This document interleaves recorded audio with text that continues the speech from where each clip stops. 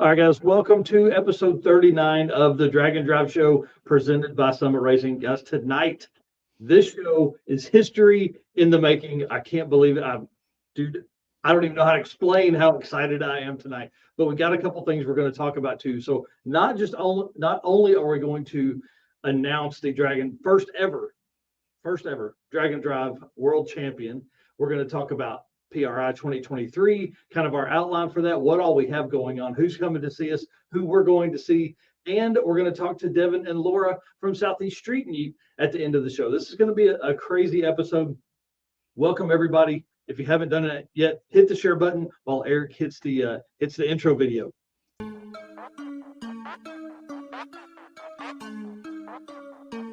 Guys, I'm here with Dave Teresi, Mr. Energy.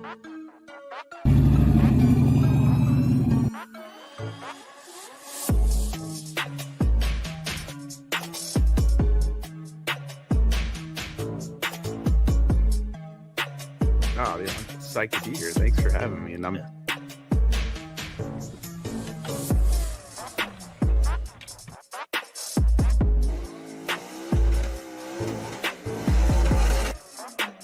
Oh, we're looking this. We're at 6 something. That's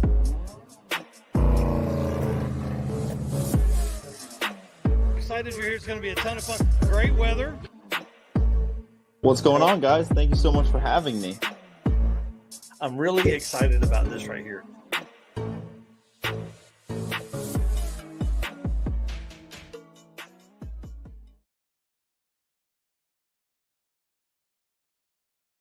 All right, guys, let's get this thing started. If you don't know, my name is Mike Narks. I am the host of the Drag and Drive Show, which is what you're watching right now, and the news, which happens on Saturday mornings at 10 a.m. Eastern.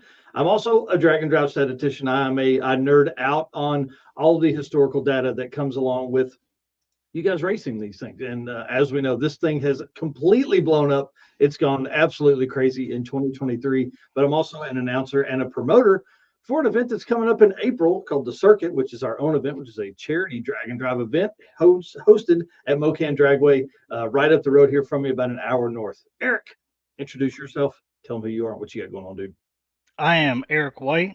I am your co-host for the Drag and Drive News and Drag and Drive Show.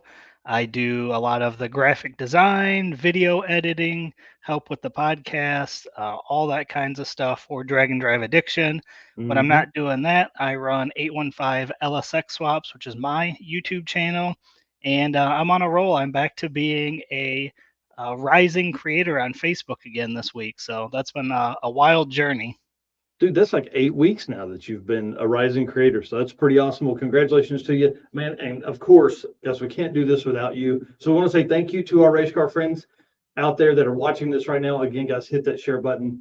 This is a huge night for us here. We can't do it without you. All your likes and shares and comments this week, I don't know, I'll tell you, have really helped me stay in the zone. I've worked my butt off the last couple of days doing this, getting ready for you guys. And of course, our sponsors, Summit Racing, Molly Motorsports, Howard's Cams, Sweet Patina, and Racing Junk. Guys, we couldn't have hit almost 14 events. I say almost 14 because I almost went to one last weekend, but sadly I did not. So 13 events attended in 2023 by either me or Eric. It's been absolutely insane. Well, dude, let's talk about what we got coming up and why PRI is so important to us. One, obviously, we've just been cramming the phrase, the first ever Drag and Drive Awards down people's throats. So we're hosting that. But to do that, we needed to get a booth, right? So to get a room, you had to get a booth. Well, we've gone absolutely ham on booth stuff. We've got an 8-foot by 5-foot banner that's going to be across the back of the booth that's going to basically talk about what we do at Drag and Drive Addiction. I don't know. There's all kinds of stuff. We've been that stuff's going to roll out as we go. But guys, PRI is the automotive industry's second largest trade show. This is a show for like racers and builders with a ton of manufacturers, parts manufacturers, engine manufacturers, every kind of manufacturer you can imagine for the automotive aftermarket. They are there, and it is December 7th through 9th. So we leave here in what, 12 days or 16 days, I think is what the post said this morning. Yeah, it starts in 16 days, which means we're going to be there a day ahead of time. So 15 days we'll be On our way to PRI. Yes, we'll bring it on. Well, I'm excited about that. Again, guys, we're hosting the first ever Drag and Drive Awards. Nobody has ever done this before, and we are excited that so many companies have come on board and helped us do this. But mainly Summit Racing, guys, they are the ones that are presenting this. And let's talk about the room number. Room Indianapolis Convention Center 209. I have no idea where that is, but it's somewhere in the PRI realm of the world there. So you guys will have to come over. We have 25 plus trophies that are going to be awarded. I think we're above 30 now, actually. And we haven't, and you haven't posted any pictures of those yet, have you?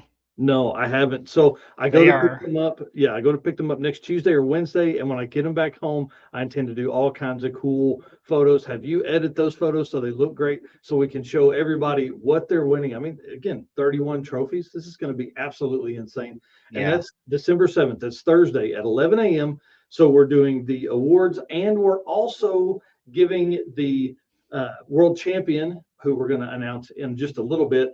We're going to give them all of their prize packs. So let me run down through a couple things that we are going to be giving away. Obviously, the world champion. We have the top 3 in the world are getting trophies for quarter mile and eighth mile national level events. The top 3 for quarter and eighth mile regional events.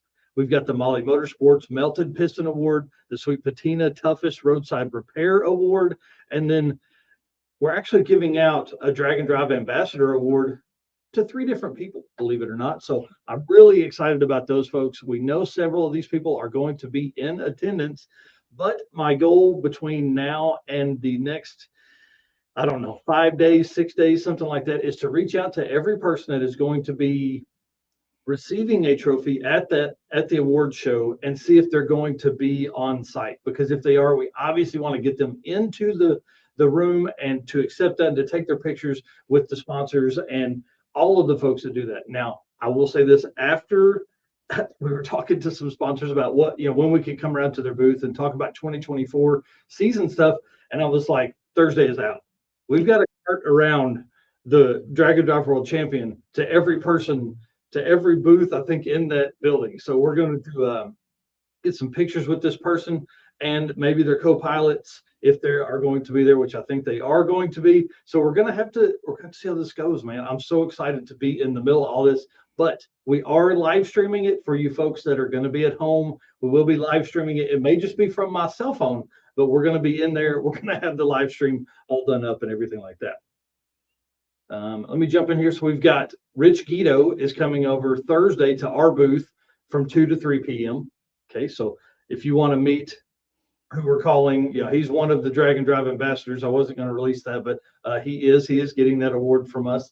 And then we're going to be Eric and I will be at Howard's Cams Thursday from 3 p.m. to probably 3:30 or 4, something like that.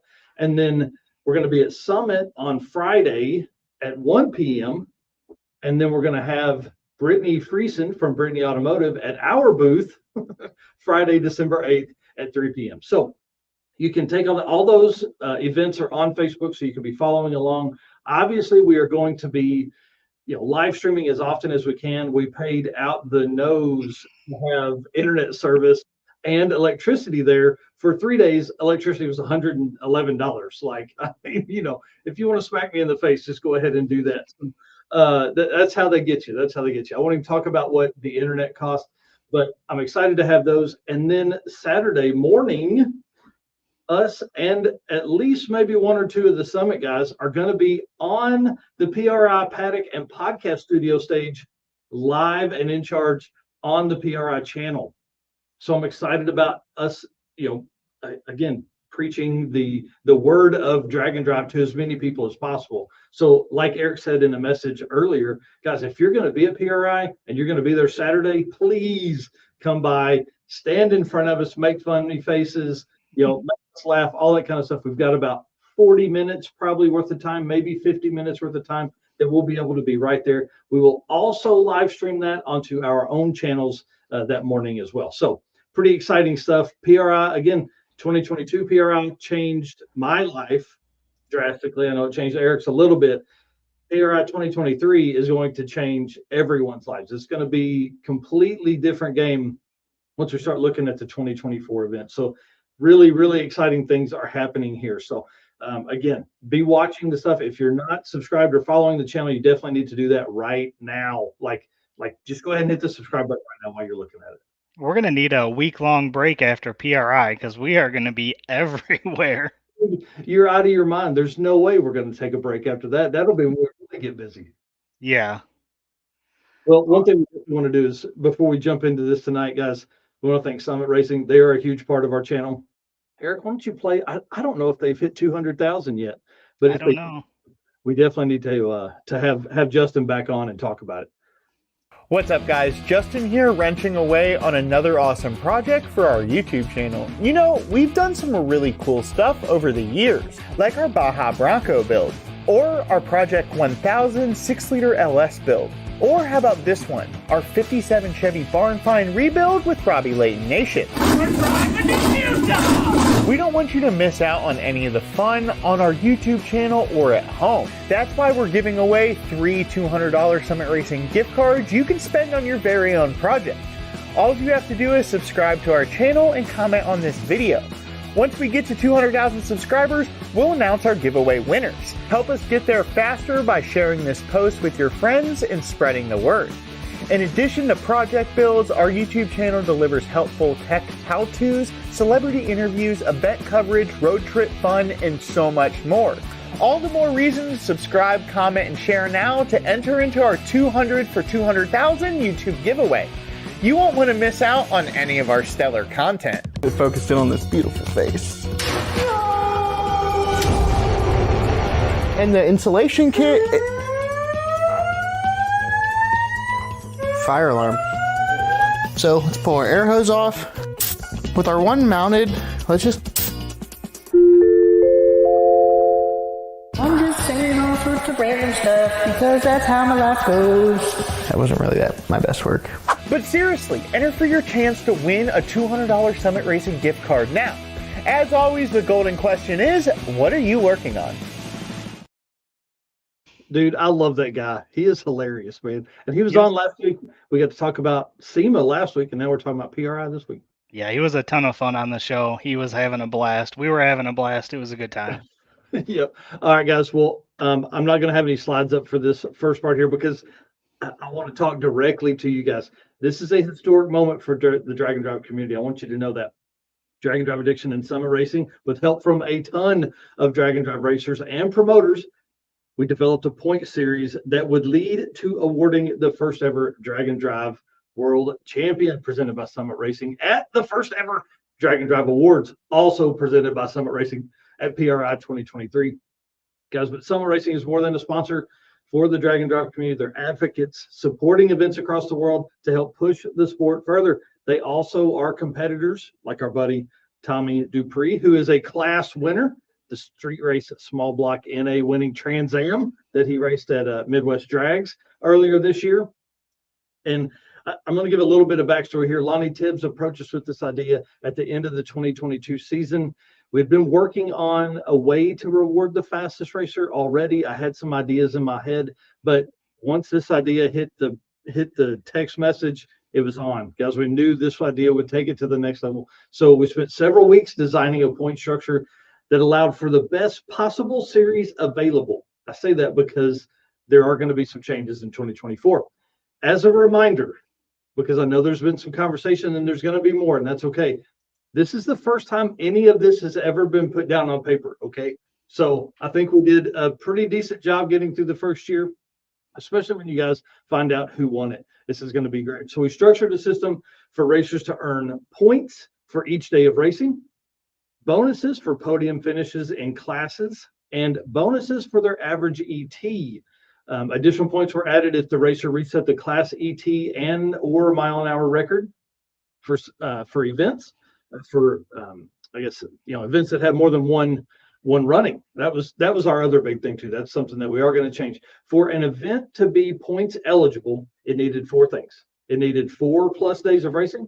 It needed racer standings to be determined by their average ET, not a heads up or all out type deal. It needed 500+ street miles of driving, and it needed 150 registered racers.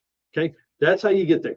During the 2023 season, we saw 13 events qualify for eligibility, with more than 2,000 unique racers earning Drag and Drive World Champion points. And some of those only got 1 point because they showed up day of and then they broke. So one of the key things is we limited points accumulation to the racers' top 3 events, plus they could only use one 8th mile event or class. That's key there. Class points towards their overall score.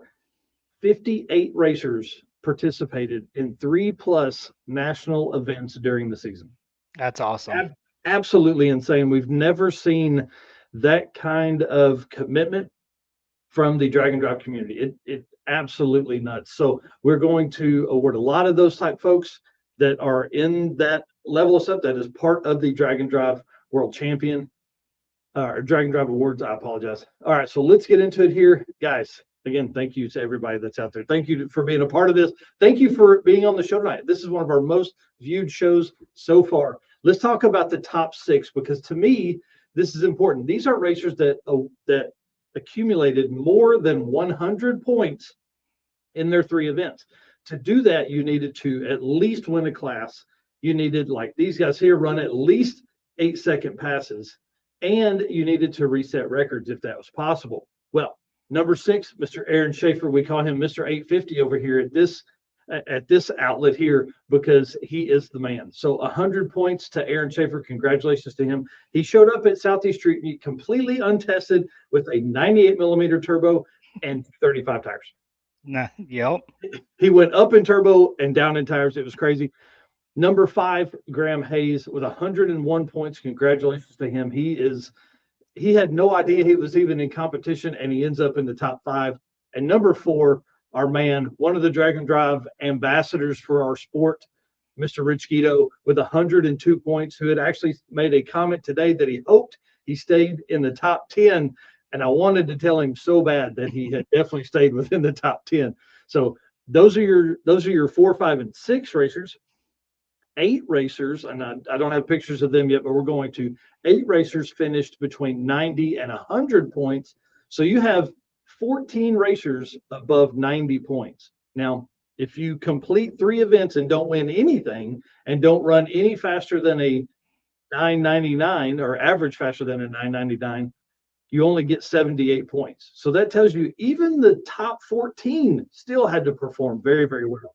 So those racers are Walter Doyle, which is awesome, Ben Neal, Clark Rosenstengel, Evan Yurkowitz, Brian Acton, Cameron Thorpe, Bobby Admire, and Rob Courtney. It's crazy. Look who showed up just in time. That's awesome. Well, congratulations to Mr. Rich Guido. Number 4 is definitely something to be proud of. And I know there are a lot of folks that are going to be gunning for this next year. The first year something comes out, everybody kind of sees how it goes. And then now we have the roadmap. Now we have a way that they know they can compete. So congratulations to you guys. That, again, number 4, 5, and 6. These are the other racers that have more than 100 points. 3rd place has a huge list of accolades. He won the Super Street class at 6 Summer with a 7.873 average, running a best ET of 7.659. He won the Hot Rod class of Rocky Mountain Race Week with an average of 8.087, resetting his own ET record. And his 3rd win came from the Hot Rod class at Race Week with an 8.077 average, also resetting the ET record. He reset the mile per hour record in both of those classes as well. So that dude had a stellar year. He had his son on Rocky Mountain and Race Week as a co-pilot, but did 6 Summer all by himself and actually had the top end of his car torn down in the pits, as we saw one morning. Your number 3 place is Corey Thompson with 110 points. Guys, congratulations to Corey. I hope everybody out there is giving him the clap, because that's a stellar point series there. Let's talk about 2nd place, guys, because these are some really good friends of ours. 2nd place literally came down to the wire. This racer entered 2 classes in an attempt to secure the most points possible. Obviously, both class entries would not count towards their points, but that it would allow them to score as many as possible because they needed to. Here's what they needed to tie Corey Thompson. He needed to reset the class record. He needed a class win, and he needed to finish with a 4-second average. Guys, Ryan Hargett is your second place for the Drag and Drive World Champion 2023. Let's run down through a little bit of what he did. So Ryan decided to get serious about the point series after winning his class at Summit Racing Midwest Drags. New combo, brand new combo in the car, no passes on it when he got there. Him and Tammy ran over the unlimited class by almost a full second, 7.462 average that week. Next on the list was Hot Rod Drag Week and the Super Street Small Block Power Adder class. They won that one and reset the Class ET record and mile an hour with a 7.2915 average, absolutely tearing it up. That gave them 72 points, which was the absolute minimum that you could score and still tie Corey Thompson at the end of the year. Okay, so they needed 38 points to tie Corey going into the last event. The only event that was available to them at that point was Southeast Street-N-Yeet. They've never competed in 3 events during a year. So, and Ryan had not raced a dedicated 8th mile event in that car ever. Everything had been set up for quarter mile. So here he comes. He's got to run a 235 tire because that's what Devin says to double enter. You've got to run a 235 and a 275, which means he had to make a minimum of 2 passes per day, 1 on small tire, 1 on a tiny tire. His 275 was the other. He entered unlimited and the tiny tire 235 class. Had no data or anything set up for the 235 stuff. This was, I mean, a complete shot from left field. Comes out. One other stipulation to this is there was no mile an hour data for previous Southeast Street-N-Yeet events, which again causes a problem because now we have no way, he had no way to get that extra point. So he had to, again, win his class, run a 4-second average, and reset the ET record. Okay.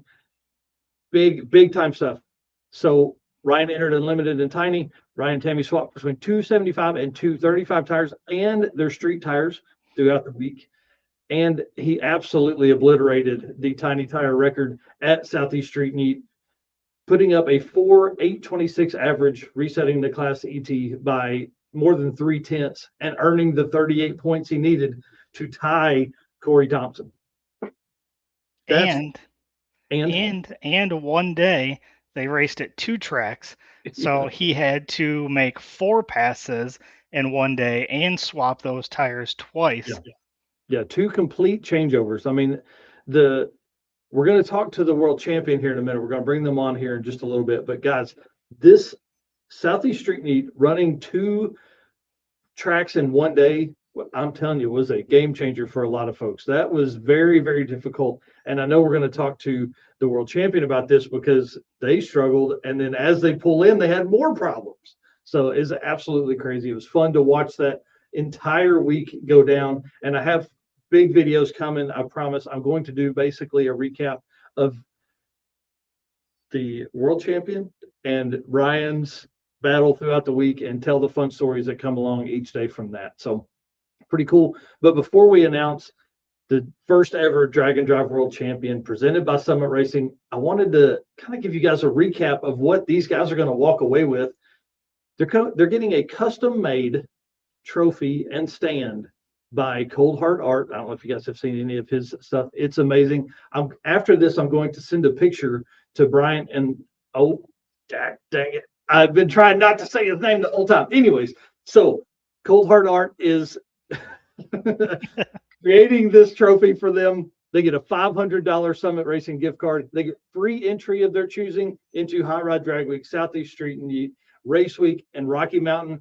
And they get guaranteed spots in Sick Week and Sick Summer.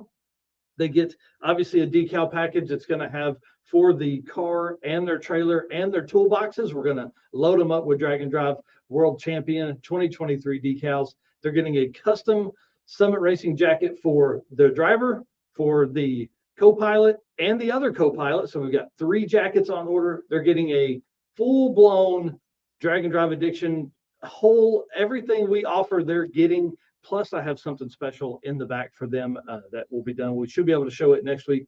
They're getting a free pair of tires for Mickey Thompson and buy one, get one on 2 other sets of tires. So essentially 2 sets of tires for free. And they're getting a precise built torque wrench and case that they can throw in the car. That's anywhere from 25 to 250 pound or foot-pounds of torque. So it's pretty amazing.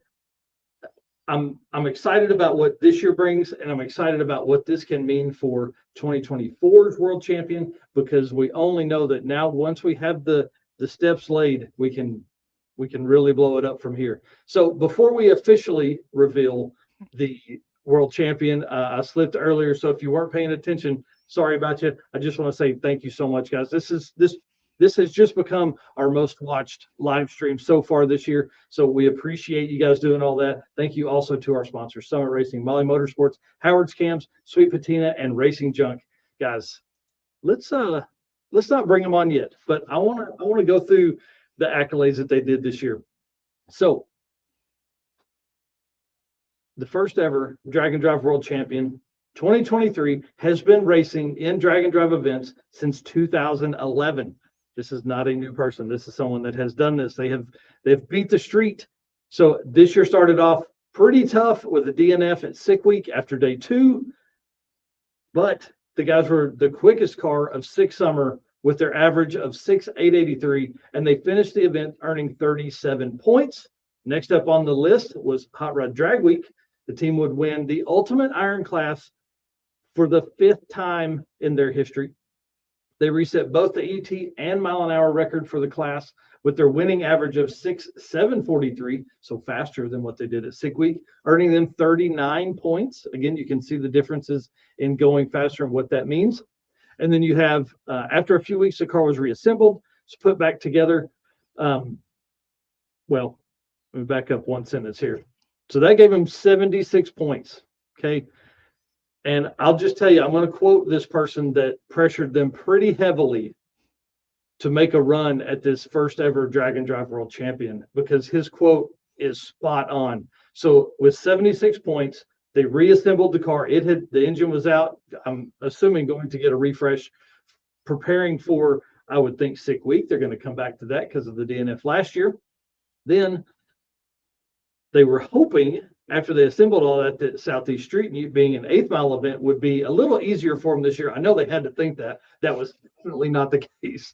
The day before the event, they're out there making test hits, couldn't get the new transmission to cooperate. So they went back to the trailer and remounted the old transmission that had been in the car all year, all season, thousands of street miles. I'm sure, 50 hits or more, something like that. And then, so that had them struggling there. They get that changed. They come out day 1, get registered, everything, get the car lined out, lay down a 4.69 on day 1, fastest pass of the day. Obviously, that gave them the lead in the unlimited class, and they headed out. But that's not even where the struggles, it was all day 1 was the struggle for them the entire time they were out there. We're going to let them tell that story here in a minute. But they won their class.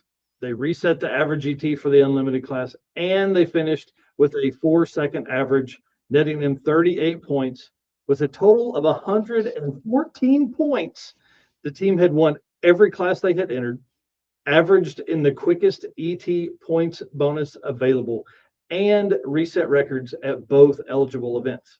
Because Sick Summer was the first event, there were obviously no ET or mile-an-hour records there, or this would have been an even bigger blowout. So I want to congratulate Bryant Goldstone on being the first ever Drag and Drive World Champion in his 73 Javelin. And I want to congratulate Brian Robbins and Rob Sanders, who were both co-pilots this year. And we know how much co-pilots mean to a driver. So that's why we also have gifts for them once we see them at PRI. Lonnie Tibbs had this to say about Bryant Goldstone being champion. He said, if you look up the meaning of Goldstone in the dictionary, it will give insight to what kind of person Bryant is. Goldstone, called the Stone of Ambition, Goldstone is thought to assist in attaining goals. Some consider Goldstone to be a symbol of ingenuity, ambition, and drive. It is believed to reduce tension, revitalize the wearer, and encourage a positive attitude. If you look at how long Bryant has been doing drag and drive and doing it at a high level, it was only a matter of time to see him make his way to the top of the mountain. Guys, I could not have said it better. I think he is definitely he's in the running to be a politician. So let's welcome these guys on and congratulate them, I would say, in person here. Oh, I can't see. Can you bring them on here? Yep. All right. So we got Brian Robbins here. And who we got here? Is this Rob? What's up, Rob? How What's going on? Man, where's Brian? Oh, that's not good. I hope he's not messaging me. You must be having technical difficulties. He's gonna be mad at me for sure. Oh, I think he There just we go. joined. There he is. Perfect. All right. So the easiest way to probably do this is to Okay. somebody's got one in behind them there. Yep. Brian, it sounds like you're maybe a speaker is on. My wife had one on. Hey, there we go. All right. Perfect. Tommy Dupree here says, congratulations, Brian, from all of us at Summit Racing. So congratulations, guys. This is pretty awesome to see. I don't know, this whole panel of folks that have absolutely destroyed and dominated all year long to win 3 events, to be the quickest at Six Summer. I mean, there was a huge number of folks at Six Summer that were making big runs and everything. So let's let me get into my notes here. Why don't we go around real quick, introduce yourselves, and kind of, I don't know, talk about how long you've been doing drag and drive, or what brings you back to drag and drive. Where do you want to start? You want to start over here with Brian? Yep, let's start with Brian. Bryant Goldstone, got the 73 Javelin, had it for 37 or 38 years, somewhere around there. It's 19 when I got it, so I guess 38 years. So yeah, been doing it since 2011. I think the first one I went to started in Columbus at Hot Rod, and actually parked next to Tom Bailey, and it was, I think, his first drag week that year too. And you know, I don't. It's, everyone says I'm going on vacation, but it's definitely never been a vacation. Yeah. But I don't know, something keeps us coming back, you know. I guess just the competition and the people, and you know, just camaraderie between everybody, and everyone there is willing to help anyone at any time. So it's great events, man. I really love doing them. Well, Brian, we've lost your video. Ah, There we go. you got it. Okay, I don't know why. Hey, that's all right. Brian, why do you keep coming back, man? I guess just, you know, the people, you know, and we like the competition, and I don't know, it's I guess it's kind of fun, I guess, sometimes, but I don't know, we just enjoy racing, and it's a good kind of racing for us. You know, I mean, we just enjoy the street car stuff. We've always had faster street cars, and we used to do the NMCA stuff and just show up and race. And this is way better than that. You know, you get to at least drive your car some and sometimes sleep in it. And, you know, and it's, I don't know, it's enjoyable to do, I guess, the people. Right. And everything. Yeah.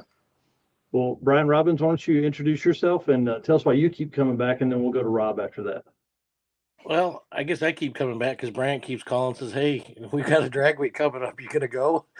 So I don't know. He called me quite a few years ago, wanted some help, and went to the racetrack and started helping them, and pretty much got sucked in after that, and just keep going back to see if we can run a little better. Obviously, try to improve on the last time out. Right. So is it some competition, like internal competition with you guys? Like you want to better your own times, or do you look at the field and say, hey, we just want to go beat those guys?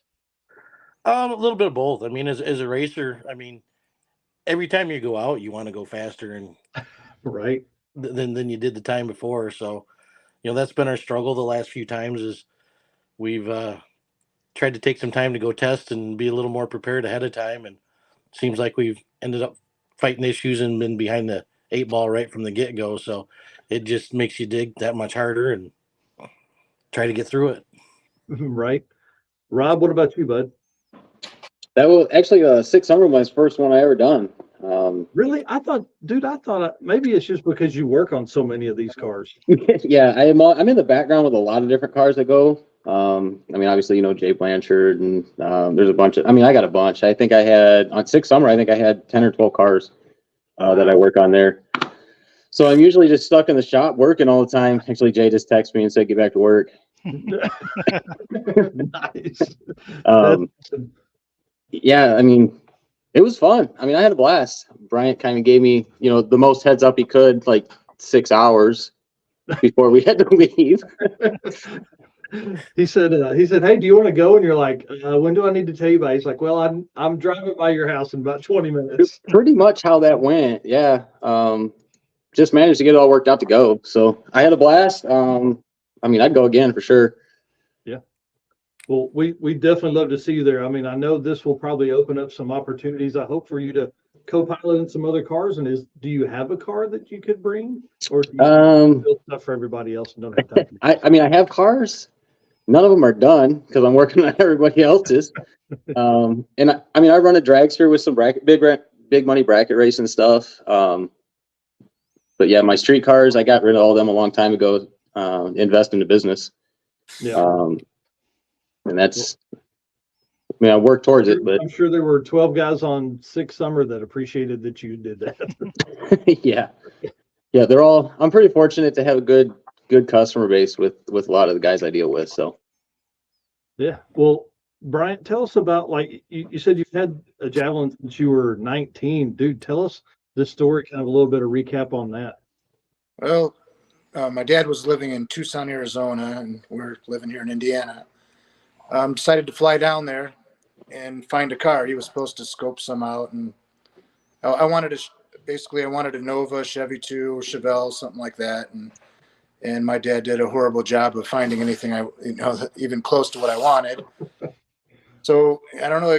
We looked at a bunch of stuff, and I don't know how it is now there, but it was really spread out. And my dad his car wasn't that great, and he was still working, and it took a lot to get around to find something. And finally, we ended up 2 days before. I came across this Javelin, and I didn't even know what a Javelin was then, because I don't think I ever paid attention to them. And it's pretty much out of necessity. I had to buy something to get home because we didn't have a flight back. I was buying something and driving home.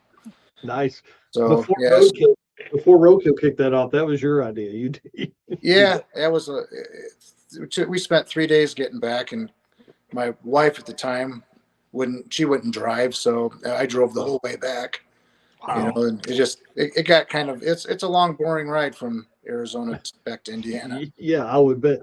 Now, what year is this? What year was that I went to get it? It was probably, let's see, probably about 86 or 7, wow. I think. Awesome. That's awesome. Yeah. Yeah, it was so definitely not as many interstates available at that time. I don't even remember. I just remember coming across the tip of Texas and then straight up pretty much. So I don't even know if I'd have even thought about a Route 66 drive or something, that would have been a perfect time to do it. But it wasn't on my list at that time, you know, just getting on. Right. Well, we know that, you know, unfortunately things happened last year, and then you guys thrashed to get the car ready for Sick Week. What kind of time span was that the new car, quote unquote new car, build? What was that done in? It was like a month or something like that? Oh, to rebuild the car after I wrecked it? Mm-hmm. Well, that was a whole year. That was basically 51 weeks, because we got it done the week before, and came to drag week with it, actually the next drag week, and untested, of course, because that's how we fly. And you know, I actually did fairly good. I mean, I think we won the class and everything that year. And I was still a little bit afraid, you know, not knowing, you know, I was just a little nervous. I tell Brian, you know, it's like, just let's make some easy passes, get down the track. Well, the first day it was, because we had problems, and I think we got down there with like a 17 something, you know. And then the next day I tell Brian, you know, just take it easy, because the whole way there I was fighting my steering.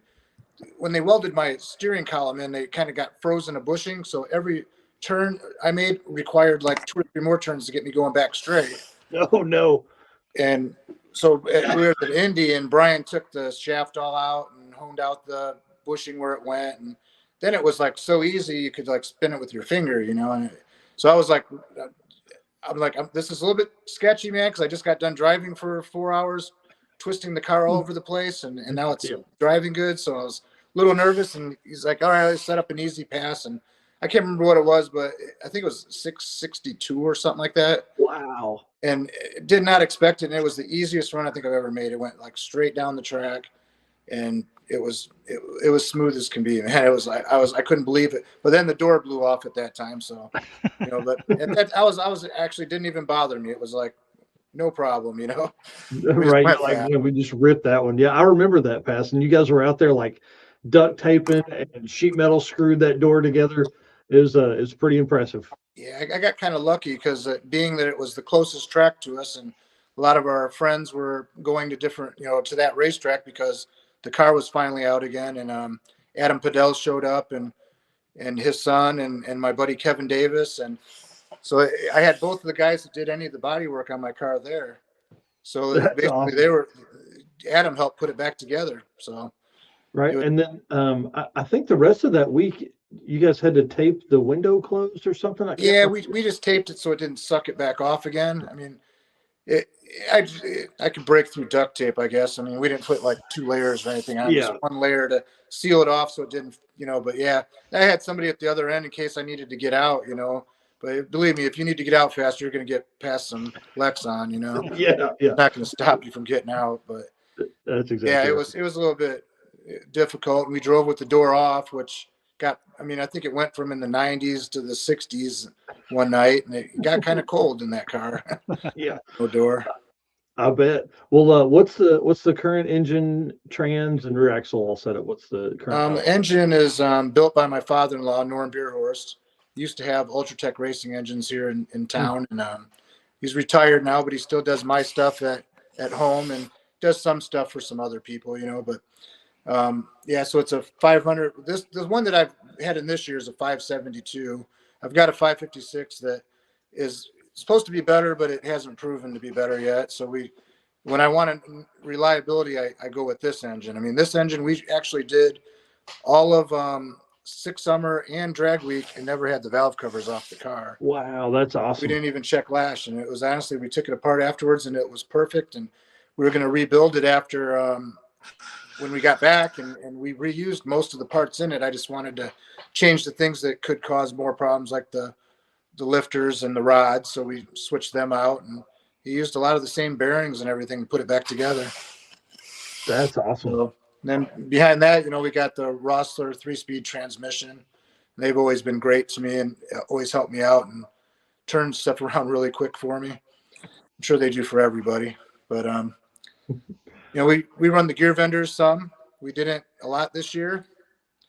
And then you know, the differentials just I think we ended up breaking one on one of the events and went from I think it was actually the pinion seal started leaking profusely, popped out.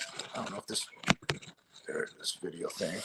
But it ended up so we ended up changing it in a parking lot, and we put the 389 that we had in it, and we just left it in there. It was actually, I thought it was going to lose some mile an hour, but it actually was really great. I mean, it worked good, and we'll probably keep that in there. Nice. And did you run that 389 at Street-N-Yeet as well? Yeah, we had that in there. Yeah, we had. Cool. I changed transmissions, like you said, and then changed them back. But yeah, the rear end has pretty much made it through the last couple events. Yeah, the exact same combination we ran at drag week. Nice. What was that? It worked. Yep. Yeah. So yeah. So Rob, you said you've only done the co-piloting just the one time. Yep. Brian, how many have you done? You know, I guess I don't really know how many. I've done quite a few of them now. Never really kept track. Yeah, that's one thing that's I'm trying to get some events to include is, you know, the co-pilot name within their data that they give us. because I think that'll be really cool going forward, having all of that information. Because like at some point, a lot of these co-pilots, like we're seeing it at the circuit, a lot of the co-pilots are moving in and they're racing their own cars now, So, well, let's talk about struggles at Sick Week, because that was, technically you guys showed up to 4 national level events this year. So, doing 3 is hard. Now you're looking at, you had to get the car in to do a 4th. So what happened at Sick Week? Looks like you made passes on day 2 and then we're out after that. You asking me here, Brian? Yeah, either one. Well, that one started out just as rough as it could be. We actually showed up early to test and wanted to try to work on the early numbers on the car, and decided to make a hit at where we at, Bradenton, I think. Bradenton. And decided that we weren't going to run it. We're only going to run it to about the 8th mile and click it off. And it didn't quite make it to the 8th mile, and come back, and it had a cylinder torched out of it. Had a hole torched through the head and through the block, and spent the next day and a half getting it fixed. Got it through tech, and tried to test on Sunday and couldn't get the car to spool. It kept shutting off. And we worked on it all afternoon and all night into the night, and we changed injectors when we torched it, thinking we had bad injector, and ended up taking those back out and putting injectors back in. And long story short, it was, I don't know, what was it, 10 o'clock that night? Finally figured out the reason it torched itself is because the injector driver had come unplugged on the second set of injectors. Oh wow. So darn it. We started day 1 with not a single test pass on it, and in backup mode, just trying to get through and survive again. Right. So on that, did you guys do you have like an extra head that's with you? Did you have to repair the head? How'd you get past that? No, actually we lucked out. I had a customer that's got a speed shop in town, and we ended up going to their place and took the thing apart, and they were able to weld the head up and fix the head, and I cleaned the block up, and we patched it back together, and we're lucky enough to have everything we needed and get it back going. That's awesome. That's awesome. So, and I don't remember what you guys ran that week, but or those times, but I think it was in the 6s, right? I'm pretty sure it was. Yeah. Yep. Yeah. It was rolling along pretty look good. back, but We were in first, and then and then we broke it. So long ride home from Georgia with a broken car. I bet that's a hard time. And you guys have obviously been friends for a long time. That's where being friendly, definitely comes in handy, because it could have been real easy for tempers to flare. I'm sure. Yeah, it wasn't anyone's fault. It was just, I don't even know how it happened. Honestly, it's just. I don't know how it came unplugged, but I usually stay away from that stuff. But somehow at some time they probably unplugged it when they were welding, and that's all I know about that. It was kind of just stupid, Well, and then Sick Summer is in 4 months. So what were some of the changes that were made? Did you guys pull everything back apart between Sick Week and Sick Summer? What's your typical maintenance schedule look like there? Well, that one, we obviously had to tear the engine back out of it. And I think that was the 556 that was in it at that time. And we've just had really no luck with the heads on that one. And the other one's just a conventional 24-degree head, and it's been really reliable. So, yeah, we've put that one back in, and like I said, that stayed in it all the rest of the year pretty much. And that's awesome. For us, the last one. But, yeah, So, yeah, that's pretty much all the maintenance we did after that race. And then, we went to Sick Summer, and then, it all went fairly well. And then until the front end came off the car at the end of the track. And still don't really know how that happened or why it happened. I know it was latched on there, but now it's way better. So, yeah, I can only imagine what that looked and felt like as you're running 200 plus miles an hour. And it was kind of weird. It's weird how stuff happens when you're going that fast. it all slows down. Like the first day when I hit the bird, it was like I saw the bird coming from way away, and I'm just like, move, you know. But the hood, I thought I lost the hood, so I was going, and then all of a sudden, poof, I see it fly by me, and I'm like, shit. You know, all the things you're thinking, I'm like, well, it's just the hood. I have a mold for that. I can make another one. And then I got out and the whole front end's gone, you know, the mounts for it and everything. It just like tore the whole thing. It didn't touch the car anywhere else, just left, you know, straight up a couple, 100+ feet probably. But I was gonna say it was way over the scoreboards and pretty intense. Yeah.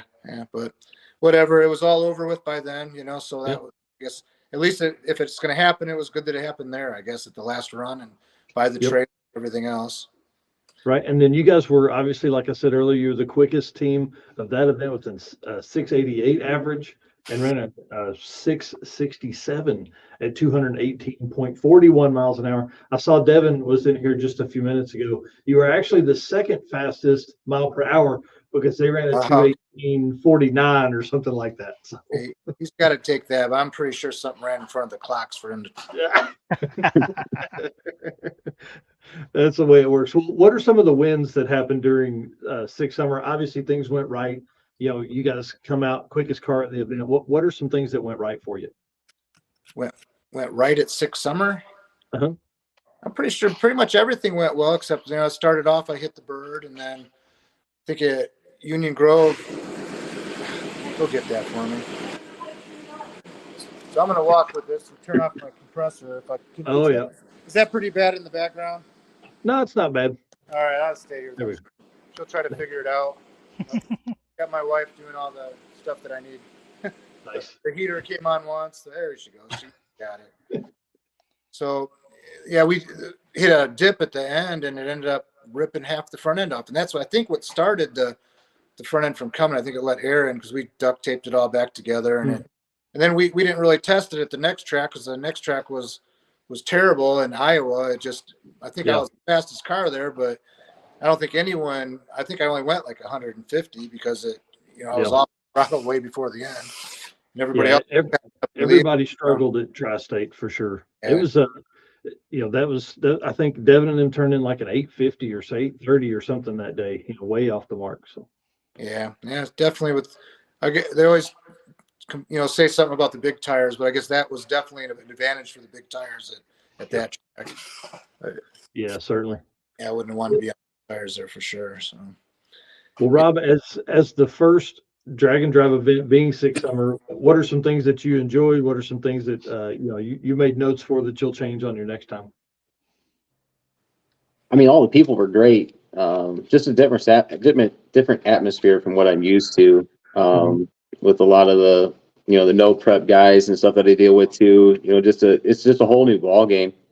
Like I said, I've done about every other kind of drag racing there is. Nice. Yeah, I was gonna say, everyone's nice at a drag and drive event mostly, and not cutthroat as bad. Yeah, I mean, it's not quite cutthroat. It's just, you know, everybody's more willing to do something that I seen. So that's the big thing.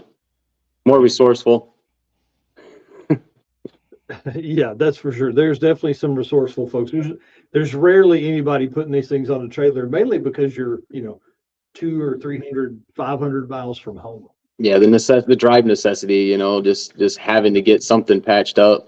You know, like at Union Grove, when you hit the dip and tore the front end off, I found a cracked header, so we tracked down a welder, and I set up a welding bench in the trailer and had the turbos off and the manifolds off, welding everything back up. Couldn't figure out why it was down on all the mile an hour. Well, found it. Boost leak. Yep. Well, let's move into Hot Rod Drag Week, because obviously winning that class 5 times, I mean, that's pretty impressive. I've got my notes inside, but I think it was like 2016, 17, 18, and 2022, and then 2023. Just crazy, just complete, I would say, domination in that class and that event. Second quickest of the event with a 674, and then quickest CT of the week with a 6.569 at 218.66 miles an hour. So he went faster this time. You Any changes that you had between Six Summer and Drag Week? I don't think we really changed much. No, just had more hits on it. And actually, I think we switched the turbos on that, didn't we, Brian? Yeah, had new turbos on it. Yeah, it took us a little while to get that going. We started off Drag Week behind the 8 ball there. We might have been overall winners, but we ended up having a battery fire in the pits on the test and tune day. It turned out it could have been really bad, but minimal damage, luckily. So yeah, that screwed up the computer and some of our programs, and we ended up starting. Well, I think we turned in barely a 6 something, I think, that day. We were just happy to at that point, but you know, it was so hot and miserable that day. But yeah, we changed turbos, and then it didn't want to spool, and it spent probably 3 days getting it back to where we were, and then it was on. You know, it's going to work really good once we get back out again. Yeah. Did you guys go up in turbo? Did you just different branding? Same size. We just went to their next gens, the Precision. And I guess I think it's the next gen we went to. 94 is definitely what we stayed with, and that's going to be plenty for the rest of my career. Yeah. Well, I mean, what kind of power does that car make? I mean, I don't know. There we go. I mean, it's about 4 or 5 years ago. It made over 2,500 on the mobile chassis roller dyno. But we've never had it on a hub dyno or anything, so I'm not really sure. I was thinking this winter, if we have time, we're going to put it on Brian's dyno, and I just want not have any oil leaks, no issues, so it'd be nice to put it on the dyno, and maybe we'll step on it a few times. We haven't had it on the dyno since we built the car to begin with, Well, I mean, again, we all know, like the group that's watching this, and you guys know that, dyno numbers don't really mean a whole bunch. It's a great tuning tool to make sure everything is good to go from there. And I'm sure, if somebody knew the weight and they could see your time in mile an hour, they could have a pretty good idea of what kind of power the car made. Well, it's a little over 3,000 pounds. So I never really calculated it because it's all irrelevant. I just want ET anyway, That's exactly right. Mile an hour.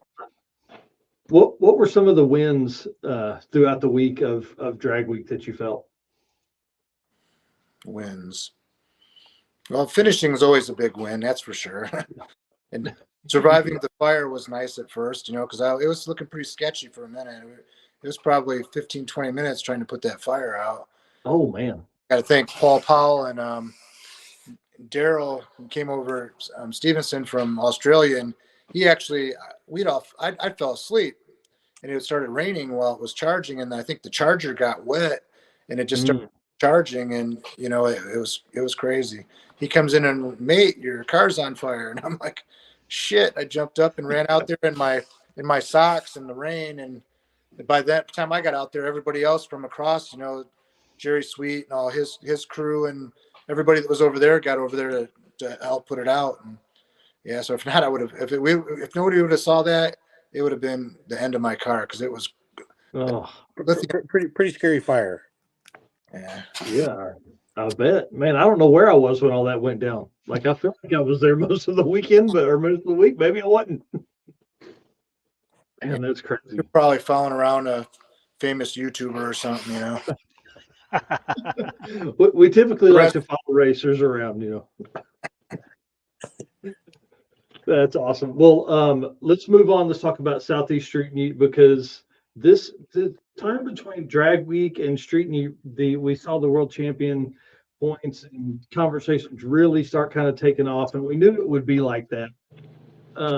Lonnie Tibbs he messaged me and was like, dude, he's like, you really got a message over to, you got to start bothering Bryant about this. I think he has a good opportunity. And he was right. I mean, 76 points after 2 events, you had the car to beat. And sadly, I guess I didn't catch that you said you were coming. So it was pretty wild to see. I don't know, just walk us through kind of how that conversation went and what made you pull the final trigger. Well, yeah, Lon ended up messaging me. I don't think we ever talked maybe we did once. I don't remember. I think I actually did have him call me, but I didn't even think about the points because I wasn't paying any attention to it, and I didn't really think about it. But I thought, yeah, after I thought about it, or he said something about it, I'm like, yeah, well, I guess we should be in it. We're like, we won an event, and class winner both times, and second overall the other time. And I never really looked at how the points were thrown out there and everything. But yeah, then he pretty much stayed on me a few times to do it, and it was all up to Brian going, or I was probably at that point I was pretty much make up my mind I'm going to do something. I'll find somebody to do it. I mean, it seems pretty easy, the tuning part. I think my wife could probably do it. I get it. I got it done. I just done hillbilly. We could have used Thursday night. Yeah, right. Could have used some earphones, man, trying to sleep in that car. That's for sure. Golly. I can't imagine. So let's walk through your struggles. One, I mean, it was, I'm not going to say it was a thrash to get the car back together, but you had posted pictures. The motor was out like 2 weeks beforehand, or maybe 3. And so, you got to get the car back together. You said, you already had an engine that had proven itself. So that was probably a pretty easy choice there. And then, did you look at the field? Did you see kind of who's coming? Did you go historical stuff? Or you like, I think we can do this? I just thought that, I mean, we at least had to go and try. I mean, because it's the first time, for the championships. Yeah. So I was kind of like, yeah, it'd be nice to be first, because usually I sit back and let everybody else do everything and then say, hey, that looks fun, and then go do it, So I kind of always kicked myself for not doing things sooner. And so Brian was pretty quick to say, let's do it. He checked his vacation time, and he had enough days left, and probably should have tested more, but we should probably never change stuff before he showed up at a track, because we switched it over to the coil system on it, and it just changed everything, and we were here. That was the biggest part of it. I had it all ready to go quite a ways, probably 4 or 5 days ahead of time. And then we had little issues, the guy that wired the car was on vacation, and then, so I was waiting for him to come and finish it, and we couldn't get it running. And it ended up loading the new program in it. And then Brent Baker he used to ride with me the first half of the drag and drive, career. And Brian always helped at that time too, but Brent rode, and he was over here. He does a lot of the stuff at my house to help me get it ready. The electronic computer stuff, and well, he ended up having to change the whole program and hand write everything back in because it lost everything. Wow. So I was kind of worried that we were losing stuff that we really needed. So I was nervous as hell going without really getting tested much. Yeah. We had it ready, I mean, we didn't really get it totally ready until the day before we were, leaving. So, I got, Brent coming over to help me, and I, buddy Jody, AJ, and Tony, and they all came over and helped me throw everything together. So it went pretty well. I mean, it wasn't out, and I wasn't worried about getting it back together. It's throwing back fast. Well, walk us through what went on. Kind of the leading up to day. Like you guys end up. I think I heard you say you put the transmission back in or something like that. Walk me through that, because you guys had some struggles right out of the gate, and then we're going to talk about you leaving on day one. Well, transmission was, you probably saw it. I mean, I think part of the thing we lost was where the setting was for the transmission for the bump. Either that or the new transmission reacted way different. Yeah, new transmission is definitely different. Yeah, it pretty much wanted to do wheelies putting it into the lights, and I'm like, this isn't going to work, man. I should have just put it in both the lights and made my pass, but I wanted to do it the right way so that I was, set for it, prepared for the bump and everything. And yeah, so it didn't work out so good. And then we had it creeping a little bit on us, and I'm honestly not sure what caused it. And if it was electrical, something interfering, or something in the transmission, I'm not really sure. So I haven't had that talk with Rosser yet. I was probably going to wait till Monday and get some info on it and then call him. But yeah, so what else were we asking about? So essentially that bump through, you guys went back. It was like, I don't know, man. I don't know how to explain the bump. It was like a 4-foot bump or something. It would go, whoa, and jump out. And I don't know what the story was there, but you had told me that you were going to go back and swap out to the old setup. So kind of walk us through what the story was there. So you went back up. Obviously, you have a stacker trailer, so it's not as hard as doing it in the gravel. We kind of were thinking what would be the easiest way. Is that I got it. My stacker trailer has, a floor on the hoist, so you have to take the floor out, which is it's not easy. And it was that, or just work on the Pro Jacks, and we decided that it was going to be easier to do the Pro Jacks, and it took us way longer. I mean, I swear that place is the darkest place in the world. It must not get any light from anywhere, because everything we did was in like pitch black darkness. So I think we ended up getting the tranny done about pretty close to 1 o'clock, and really we just switched it because we didn't know what we were getting with the other one. It was sometimes it would work and hold it on the brake, and other times it acted like the bump was being applied when I wasn't on the brake, or when I was on the brake and not on the bump.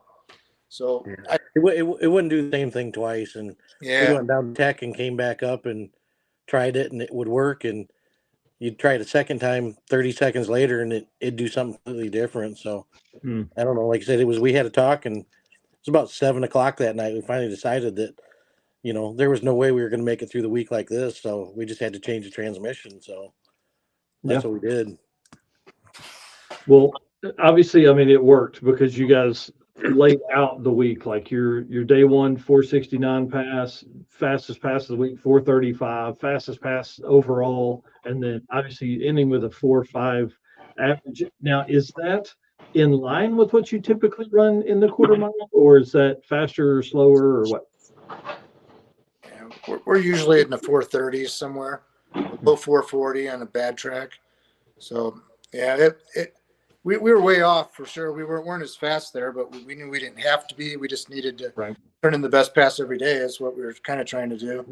Yeah. I think you did. If I'm not mistaken, I think you guys did that each day of racing. So, well, walk us through what happened. Like after you leave, you get the car changed over, you make your pass. How many passes did it take you to get one that you're happy with, and then the changeover, and then you leave? What were the struggles after then? I'm pretty sure we made about 4 passes that day, and part of it was me not having the crank sensor lined up perfectly, and we changed the correlation between the cam and crank, and then it seemed to be a whole new animal. And and I'll let Brian take over from there. He did most of the work on the thing, getting it ready. So we chased an issue the first couple runs with it just shutting off, and that went back to the new ignition and the tune-up on the thing, and we worked on that a little bit, and he went, I don't know, the quickest pass we made there that day, he actually shut it off early, and I think it shut itself off after that run. We came back and had a discussion, because I mean that's pretty much what happened on drag week. We left one day with a run that we were okay with, but we knew we could have run better, and that pretty much kind of ruined our average for drag week. So kind of decided that there was still something wrong, and we needed to try to see if we could figure it out, and which ended up being that crank sensor, and decided, what, let's just make one more, because if that was it, at least we'll know, and the thing should run better. And it went out and probably shook the worst I've seen it shake, and Brian continued to pedal it and got it to the other end, but it didn't run any faster, and he didn't come back to the pits right away. And I finally went looking for him and found him down at the ticket booth with about 8 gallons of pump gas underneath the car and a wheelie bar busted in two. Oh, wow. So that's how we ended day one, is having to pull it apart. And luckily they had a welder at the racetrack there, so I was able to weld the fuel cell back together, and decided we found chassis shop along the way, and Matt Smith was the one that fixed the wheelie bar, so we made arrangements to meet at his shop. So we went back to piece things back together and get it ready to go, and here we are working in the dark again. And I want people to understand at home, there are no pit lights Absolutely right. no lights. It's the Yeah. darkest place in the world right there. Yeah. Yeah. Yeah. I don't think there's a light or a star lit up in the sky or anything. It was couldn't see light in front of you. We finally got everything all together and packed up, and got the car switched over to the street tune-up, and couldn't get it to run. And air fuel ratio was like 28, 29 to 1, and this was the same tune-up that went down the street at sick week and at sick summer and at drag week, and it wouldn't even move out of its own way. And so we started chasing that, and come to find out, back to the new ignition again, had thrown the thing way off, and finally got it to where it would start and idle. After we had to unpack the trailer to get the generator out to charge the laptop up to work on it, we packed everything back up, and Bryant backed in to hook the trailer up, and we made it about 15 feet, and we're both looking at each other like, this is bad, something's wrong. And get out of the car to find the passenger side tire rolled off the bead and rocker panel sitting on the ground. Oh, jeez. So once again, we unpacked the trailer and had to dig the jacks out and the compressor out to try to get it lifted up and get the tire aired up. And got all that fixed and got on the road and had about a 3-mile drive to the gas station, and made it about 2 miles to a uphill blind corner and ran out of gas. So there we sat in the middle of the road until a couple of little boys stopped and volunteered to go get us some gas. And we finally ended up making it to Matt's shop at like 10:30 at night. Fixed the wheelie bar, and in the process of doing that, Brian's like, look at this, and the fuel cell's still leaking. It had another crack in it, so we decided just to let that go. And we left Matt's shop. It was a little after 12:30, I think. Wow. And headed to the checkpoint, and decided to stop at the gas station before we got on the highway and fuel up about 1 a.m. And we stopped and fueled up and came out, and car wouldn't start. So basically started unpacking stuff again. Long story short, we lost spark, and chased that, checked wiring and fuses and relays and voltages until the wee hours of the morning, and decided we'd had enough, and we thought the ignition box had gone out. So we had managed to locate one, and Josh Davis had one and had it brought to the gas station for us and put it in, and it didn't help. So after doing some more digging for a couple hours, finally found a bad ground wire in the main power to the box, which you checked it with a voltmeter. It had power, but it was low. So about 9 o'clock that next morning, we got out back on the road, headed for the checkpoint, and made it there, and finally made it to the track about, I don't know, it was 1:15. Made it to the first track. First of 2 that day. Yeah, you guys were definitely late. Yeah, we were, and that was the day you were racing 2 tracks. And hey, I'll tell you, we were like, where are these dudes? Where are they? Yeah, it was a rough one. For the most part, really didn't get any sleep. And you come in there and you're wore out, and everybody's leaving as we're pulling in, and unloaded and roll up to make a run, and it didn't make it 10 feet and smoked the tires like I've never seen it smoke the tires. It was sideways, and come back. And so I told Brian, I said, whatever we did with that crank sensor, that's part of what we've been fighting with this car at least since drag week, if not before.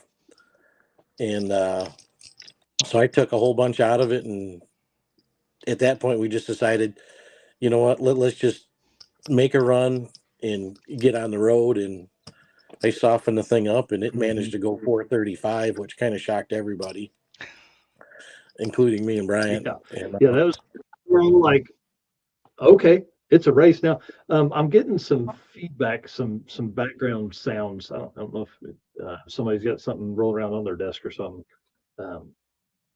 Okay, it's Okay. gone. Sorry, it may have been my stuff on my end. Yeah, y'all's day one into day two was pretty intense, and then so you make the 435 path. You get back. How many passes did you make? 2 or 3 passes on day two? We made the 2 at the track there. at the first track, and then loaded up and left. Yeah. 4:30. Yeah, but it was deep in the afternoon before you guys got gone. Yes, it was. Yeah, 4:35. Laid it out, smacked somebody around. Yeah, it was late when we got out of there, and rolled into the House of Hook. And yeah, you drive to the next track. Yes, tell this story because this is crazy. It's a track we were to just a couple months ago on drag week, so we were familiar with it. And roll in the entrance, and they got a bunch of speed bumps, so you got to drive slow and kind of straddle those and get to the ticket booth and pay our money and roll in and find a pit spot. And as we're backing in, some guy says, "Hey, you're leaking transmission fluid," which, at that point it's like, all right, it's just par for the course. Yeah. We'll take a look and fix it. And by the time we got out of the car, there's oil running out from underneath the car. And about a minute later, the girl from the ticket booth comes down and says, "Hey, you left a huge puddle down at the ticket booth." So we get it jacked up, and Bryant crawled under there, and he's like, "Hey, it's not the transmission, it's the oil pan for the engine." So we had just grazed one of those speed bumps, and it kind of ground the bottom of the weld off and then pulled the pan open. So that's how the rest of the afternoon went for us.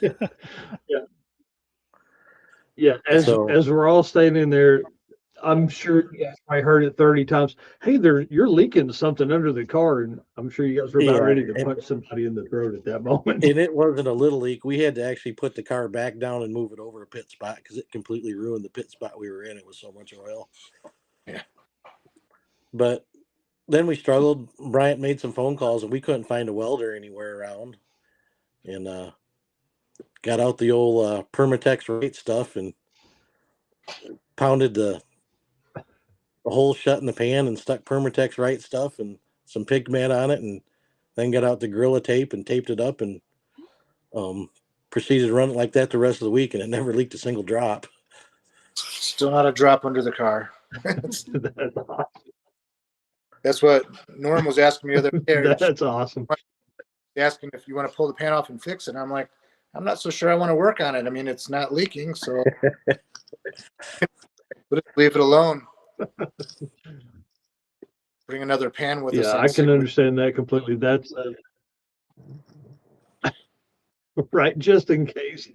Oh man, well that was a pretty wild situation there, because like as you pull in, of course you're parked up with all the fast guys, so everybody's standing there. We see you pull in. It was like elation. Everybody was all excited that you guys had made that, and it was cool to watch. And then it rained.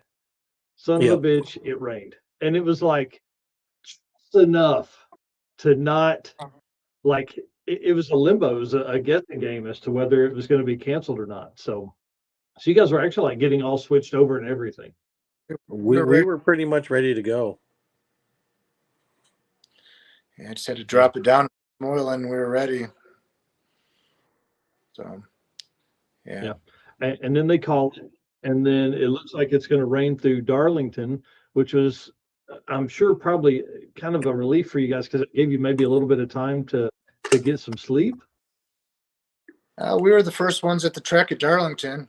We were there before the gate opened because, I don't know, we wanted to get there. They said they had a driver's meeting. We got there about 20 minutes early, and then it was just like, just everyone drive to the other track, So, yeah, we got sleep the next night. We got a little bit that night because we got in reasonable. I mean, we probably got in at, what did we get in, Brian, about midnight, maybe? I think it's about 1 o'clock. Yeah. But just to get any sleep was good. And then the next day, the drive was pretty easy except for the rain. And then, we got our 8 hours the next day. Nice. I bet that was a huge relief Yeah, I'm pretty sure I'll to get by that 9 kind of sleep. We went out to eat and we had a good meal for the first time, and I think turned on the TV and fell asleep. Nice. Well, what are a few things you guys have learned over the years that help you be so competitive? You want to take it, Brian, or? I don't know. Go ahead. I don't know. I mean, I just know that the biggest thing is don't waste any time. There's no time for good meals, or you got hotel, and then whatever happens after the hotel is fine. But just making it to the next track, so that if you have to work on it, you at least have all night. So, but it seems like we used to be able to get 1-2 runs and we'd be at the next track. That's our downfall. Is we gotta get some testing in so that we can make one run and drive to the next track in some daylight. I don't think we've drove in the daylight for more than a couple hours the last couple of years. Yeah. But the last ones to leave, I think drag week, we were one of the last people to get there every day too, because we're still trying to get our 4 or 5 hours of sleep every day. Yeah. Yeah, but I don't know about being competitive. So we always, I mean, the package we got is pretty good. It's not the fastest one, but it's all reliable stuff. So, just a lot of little things been biting us lately, though. Probably the lack of maintenance on stuff. I got to get up on that a little bit more. Make sure everything else is ready. Nice. So looking ahead to 2024, what are your guys' plans? Any changes to the car, and what events do you have planned? We really don't think too far ahead. I usually like to. We kind of always plan on maybe sick week, because we definitely want to do that. It's Florida. It's in the winter when nothing else is going on. It's a little easier for me to leave work in the winter, and at least Brian's got vacation at the start of the year, so he's usually game for that. And I always like Hot Rod Drag Week. It's the one that started it all. It's kind of like the granddaddy of them all. I like going to. It's kind of stretched some of the competition out between the places, so it's not always the fastest to everybody, but there's always fast cars there. It's the same thing with Sick Week. That's probably got the fastest bunch of cars, because none of them were broken yet that early in the year. Right. Yeah. But yeah, and Sick Summer was nice to do too. I definitely, those three again, I would like to do. And Street-N-Yeet, man, that was probably one of the best times, except for after the day one was over with. We enjoyed ourselves. I mean, Devin and Laura and Josh, it was great having them there. I mean, it's the only race you can win and actually leave with some money. It could never be enough to make it worthwhile, but hell, at least paid for fuel both ways. Where's that chain at? What was that? I said, where's your chain at? Oh yeah. And who else? That was definitely. I mean, for an event that was supposed to be easy, it definitely was not easy. I mean, it could have been, but it was definitely a fun event. I mean, it was a good time. Devin does a driver's meeting every morning, which was pretty cool. Just trying to keep it a laid back atmosphere. It was a lot of fun. Definitely worth doing. That's awesome. Well, I'm sure they'll appreciate hearing that. And look how big that chain looked. I know. Yes. I worked this thing and walked like 6 blocks because our buddy Joe Schott was in the hospital. He does a lot of my chassis stuff. And we went to visit him on the way home because he was there for like a week. Hell, he fell and broke, I think, 4 vertebrae, rib. He was in pretty bad shape. And Sal had actually like scalped him too. He had to have about 30 staples in his head, fell on the metal thing. So we, parking a rig in any downtown area is not the best thing. So we were about 6 blocks away in a parking lot that said, "We'll be towed away at owner's expense." Like, well, it'll take them at least as long as it takes us to get there and back to figure out how they're going to tow it. Yeah. So we walked down there, and this chain is freaking heavy, man. By the time I got there, my neck hurt. And then we had to go through the metal detector and throw it in the box to get through, and everybody's looking at us. I even had it halfway tucked, because first of all, I didn't want to get jacked in downtown Columbus. It didn't look like the best. It was kind of good neighborhood and kind of bad. It was like, so there's some really nice housing, and then there's some really bad stuff. Nice. I figure they had a metal detector. It's probably not the best place to wear what looks like a gold chain. I don't know, of any kind, I'm sure. Yeah. What you're saying is you probably fit in with some of the other gangsters around there? Yeah, maybe. Yeah. A little bit shady carrying the gun, to the, to ourselves. That's awesome. Well, how many miles did you guys put on the car this year, but then two on traveling to and from events? Well, I never really added up what we did, I mean, travel, a lot of traveling. I mean, from here to Florida is I think about 1,000 miles to, well, definitely to Bradenton it is. And then what we drove to, yeah, we had nothing really close except Six Summer this year. I mean, Six Summer was nice because it was only about a 5-hour drive. But yeah, everything else was, North Carolina, South Carolina, I mean, that was definitely put a lot of miles on the toter and get to actually use it, make it worth its while a little bit having it. While there, Yeah. I got a big rig sitting in the back, and I went and tested once or twice and went to one event every year, so nice to have. But yeah, we put, it had to have been probably about 3,000 plus miles on the car, I would guess.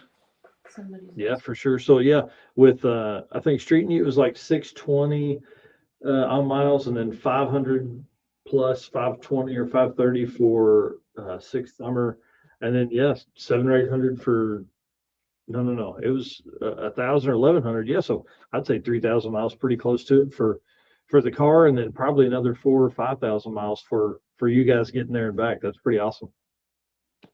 Yeah, definitely was a lot of driving, but a lot of time off of work. But I've got a good crew at work, so they kind of kept everything rolling for me, at least somewhat. That's awesome. Well, so you talked about events. Rob, you got any events that you're planning to hit up on 2024? Depends when Brian can't go. I'm the backup guy. Well, it was Brian. Brian couldn't go to the one, and I mean, I gave Rob that he got more than 6 hours, like he said. I gave him. He had told me don't ask me, come and ask me a week before to go, and I didn't even think about going until it was a week before.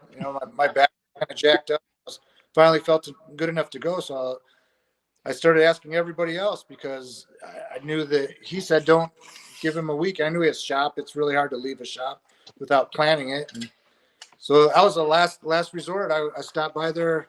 It was on was it like a Friday night, I think. Yeah. I was on my way home, and I can go past his house or his shop every day on the way home if I want to, but I usually take different ways. But I was like, I'm going to go by. If he's there, I'm stopping and asking him. Nice. I pestered him, guilted him, and I made it hard for him not to go. So yeah, no, it worked out. Yeah, that's I cool. forgot. Jerry just posted. Sweet just posted here. We also did the NHRA race at Joliet too. Yeah. Oh, yeah. Yeah, that was right before Six Summer. Yeah. Yeah, So we you guys won. have been all over. Nice. I mean, sometimes you got to have a lot of luck, and in that race we definitely had some because I had to beat Tom to go to the finals, and of course Tom broke his car on that run, so he helped us out. Tom never helps us. He always. I tell you, I think he's gone home. If we don't show up or we're not in contention, he doesn't. He's done, But he always finishes whenever I'm there for sure. So he ended up breaking, and then I had to race Alex Taylor in the final, and I shook the tire so hard it shut the power off of my car. I'm not sure what hers did. It did the same thing or whatever, but I think I rolled to like a 19 seconds to her 30 seconds or something, and won. So yeah, it was a wild final. Yeah, definitely wasn't what I wanted to put on for the fans for sure, but the people there were great too, man. It was really nice doing that at that event. Hopefully they have something like that again.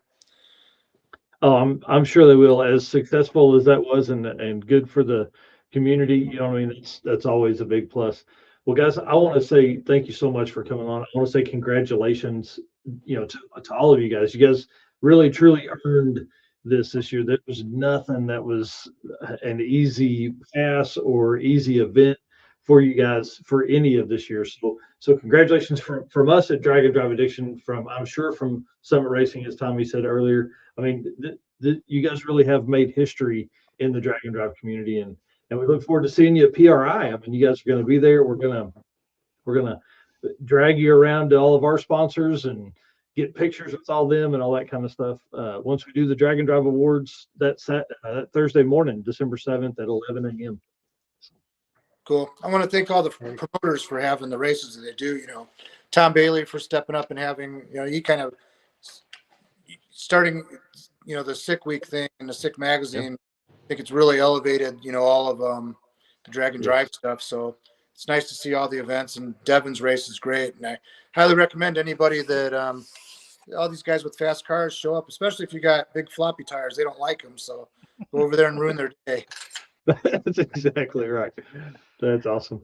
Well, all right, guys. Well, you don't have to leave, but we are going to put you backstage because I see Devin and Laura are both down there. We're going to talk about Street-N-Yeet after this. So again, thank you and congratulations. Thank you very much. Yep. Thanks. Awesome, man. What a fun time. Hang on, I'm trying to get I don't see Brant's here. All right, dude. See ya. Thanks. Awesome. Well, how cool is that? I mean, we just announced the first ever Drag and Drive world champion. Yeah. And I mean, it couldn't have gone to better dudes. It's so cool to see those guys win that and have that opportunity to really put it out there. And I don't know, man, you know, we talk about ambassadors for the sport. I think they're great ambassadors for the sport for sure.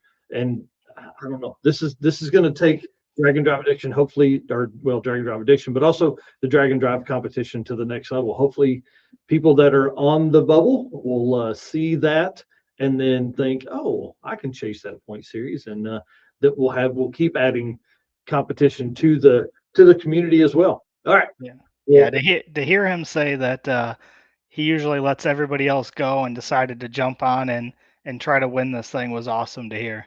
Yeah, that is for sure. And so I'm so excited. We will be actually taking this segment and cutting it down and making it a standalone video, talking with them and being its own deal. And then we'll begin to promote that. And what's going to be really cool is to see how his 2024 plays out, because as you know, he gets those tires from Mickey Thompson, as he's wearing that jacket, as he's, you know, wearing the Summit Racing jacket, as he's getting all that kind of stuff and using those, you know, prize pack stuff.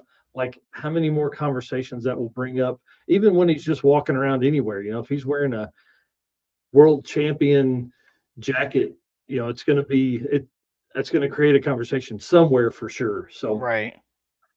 All right. Well, perfect. Well, guys, thank you so much for hanging out. We want to ask you, hit the share button, please, real quick. We're bringing in Devin and Laura here. This ought to be a lot of fun. We're going to about 30 minutes here, and we're going to have the hosts and promoters of Southeast Street-N-Yeet here on with us. I see they've got the romantic lighting on.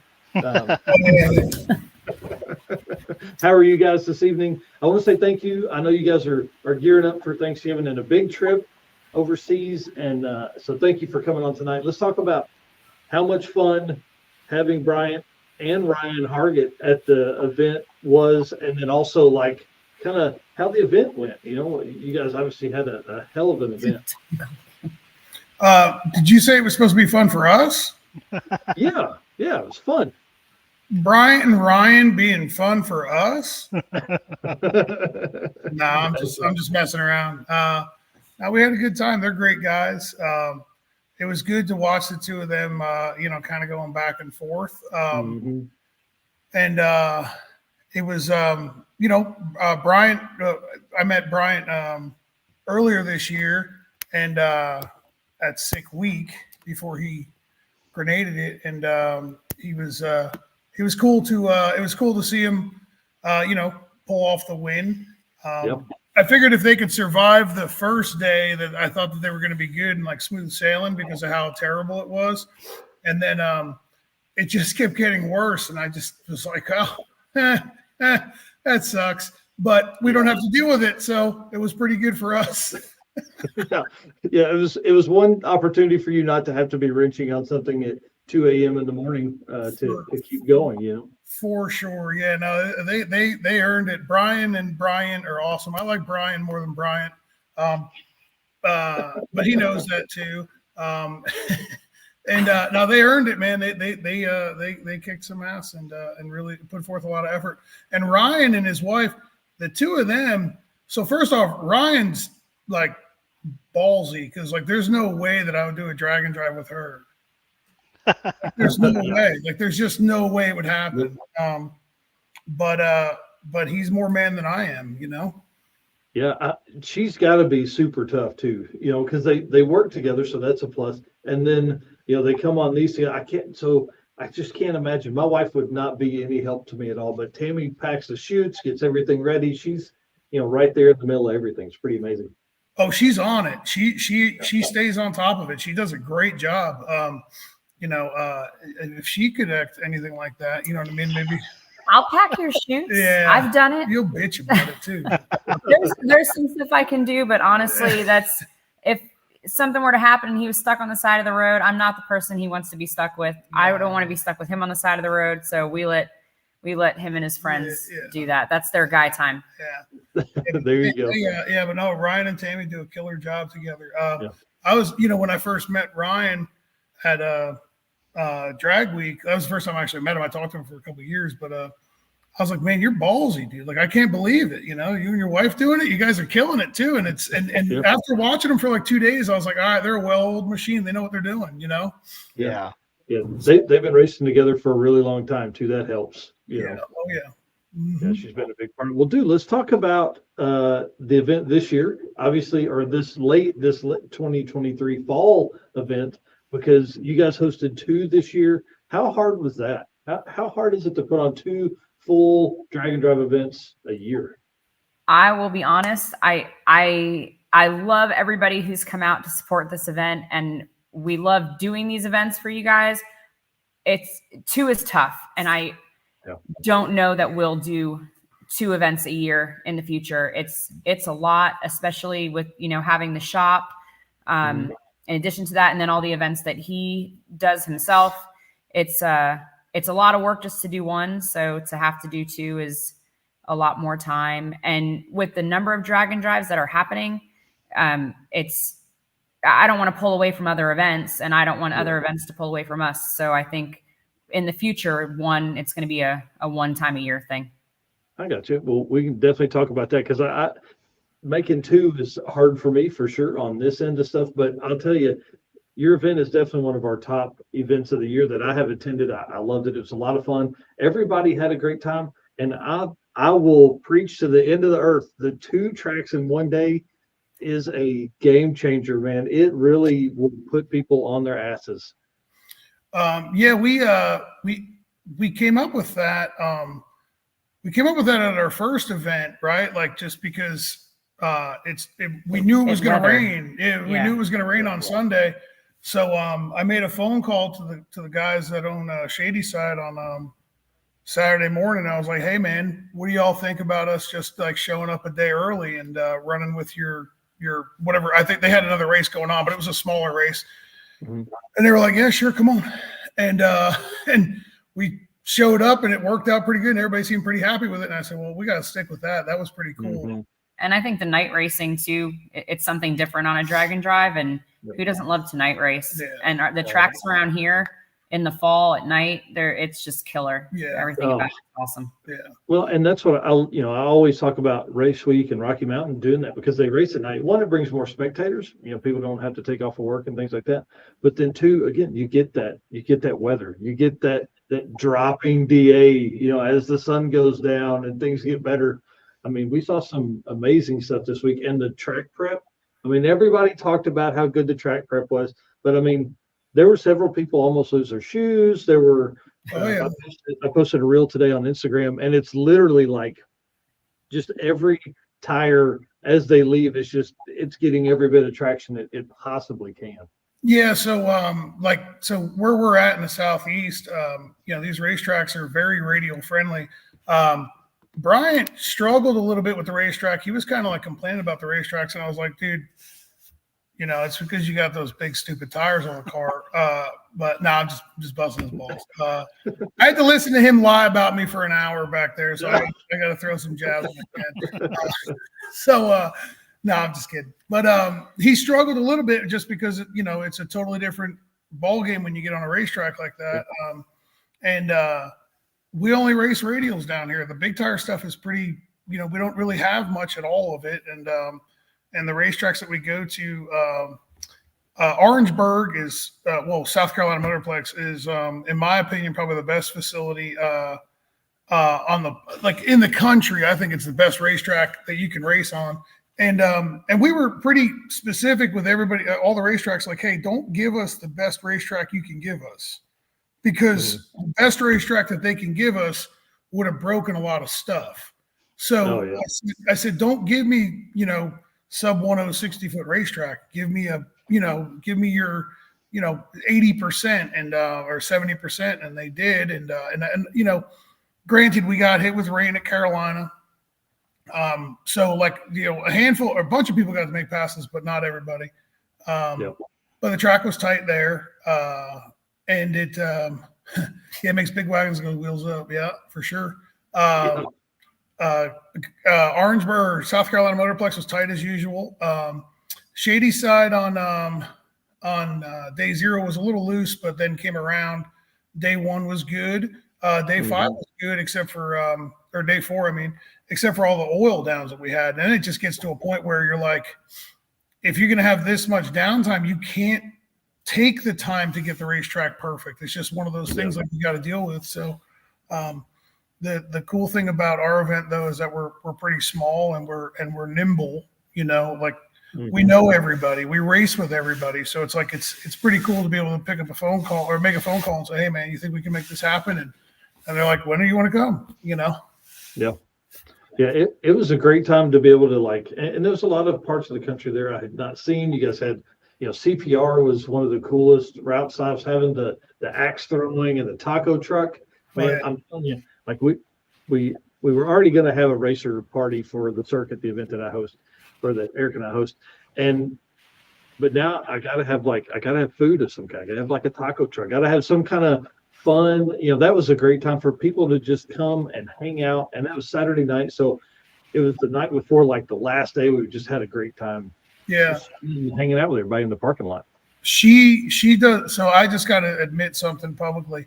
I know that everybody knows me to be the one that does this event, but I really don't do anything. Right? I really don't. Like, I mean, I do, but like, I don't like what she does. She does the vast majority of all of it. She likes doing it. Like, she enjoys it. You know, we could tell it was great. Yeah, she did a killer job. This one went out really good. And this one went down really good. And it was 100% her doing, not mine. So like, don't give me credit, because I really didn't do anything except for bitch at her about I don't want to do anything. Accurate, yeah. Laura, let's talk about those margaritas. Like, who made those margaritas? Because I could have used another 3 or 4 of those things. Okay, well, that was Eric Tyler. So we work with Eric for Street-N-Yeet. He's been awesome to work with.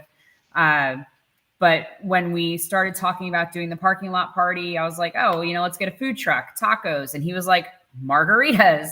So he, you know, Leslie picked up all the tequila. We had those custom cups made. And Eric went out and bought like an ice machine so that we could do the frozen margaritas. And he made all of the mix. And it worked out really well. And I'm really sorry you guys can only have one, but you're on a drag and drive. So, you know, we had to be responsible there. But yeah, everybody was stoked about it, and definitely something we'll consider doing in the future. It was a good time. Yeah, it was great. And like, you know, I brought the cup in once I got home, and my 10-year-old daughter she's my drag and drive buddy, right? And so she was like, they get cups away. These are awesome. And so she's used that like 3 or 4 times this last week. So yeah, we try to use one cup. We're like, you know, so we've been racing for a really long time, and I've always said that, like, you know, you go to a race and you have a good time, but like if you don't win, you don't usually remember it, you know. So like Laura was like, we got to make sure that everybody leaves with something that when they see it, maybe it's like, hey, that was pretty awesome. Remember when we did Yeah. this? You know what I mean? So the cups were cool. We did koozies, make sure everybody gets one of them, you know, because the sticker goes on a windshield and it gets scraped off or something, you know, so it's like, have something in your kitchen that reminds you of it. So she came up with that idea, and it worked out cool. Yeah, that was pretty awesome.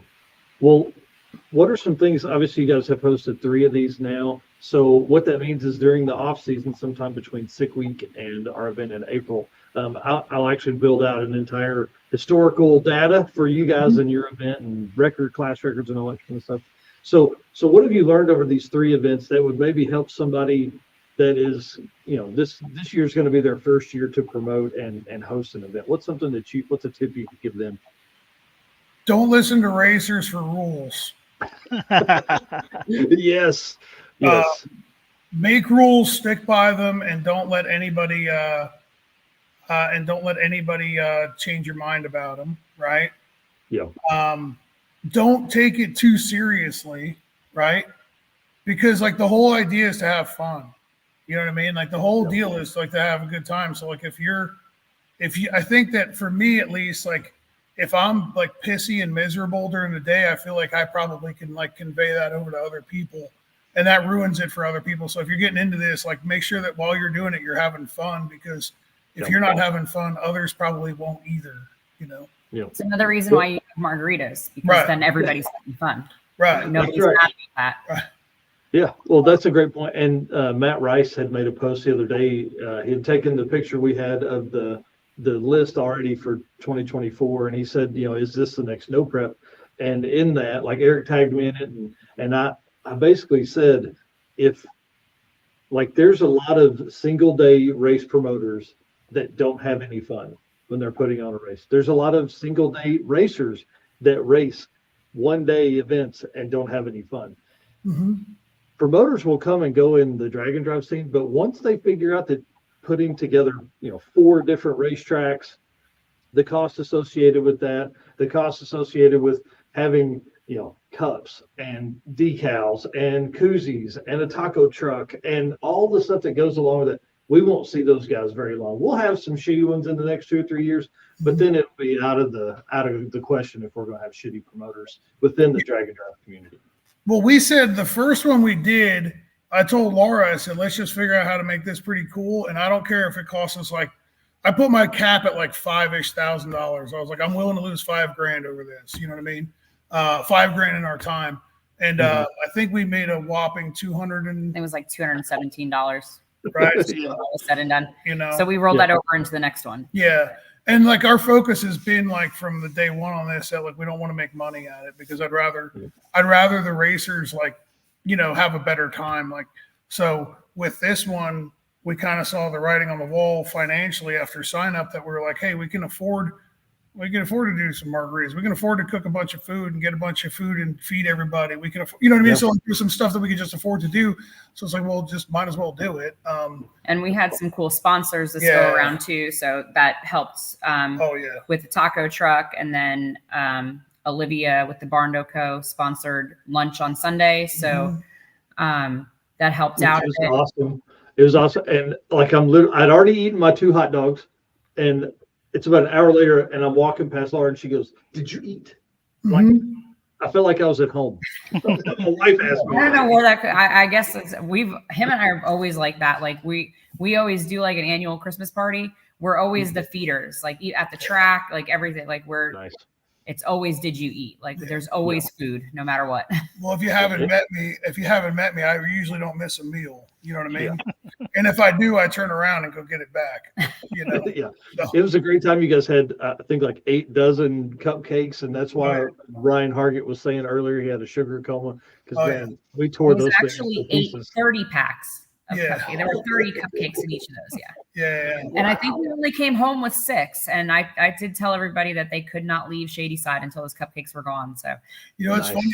The next day she called me. I backed my truck and trailer up in the driveway, and she was doing something in the shop, and I was out in the driveway, and I was going into the bed of my truck looking for something, and that's where all the cupcakes were. And I was like, oh, I'm just gonna stand here at the bed of my truck and eat these cupcakes, and like. She like walked out and like watched me like eating cupcakes. I was like, oh, whoops. And I'm always like, what are you doing? And he like tries to hide. Like, I don't know that he's eating the food. Right.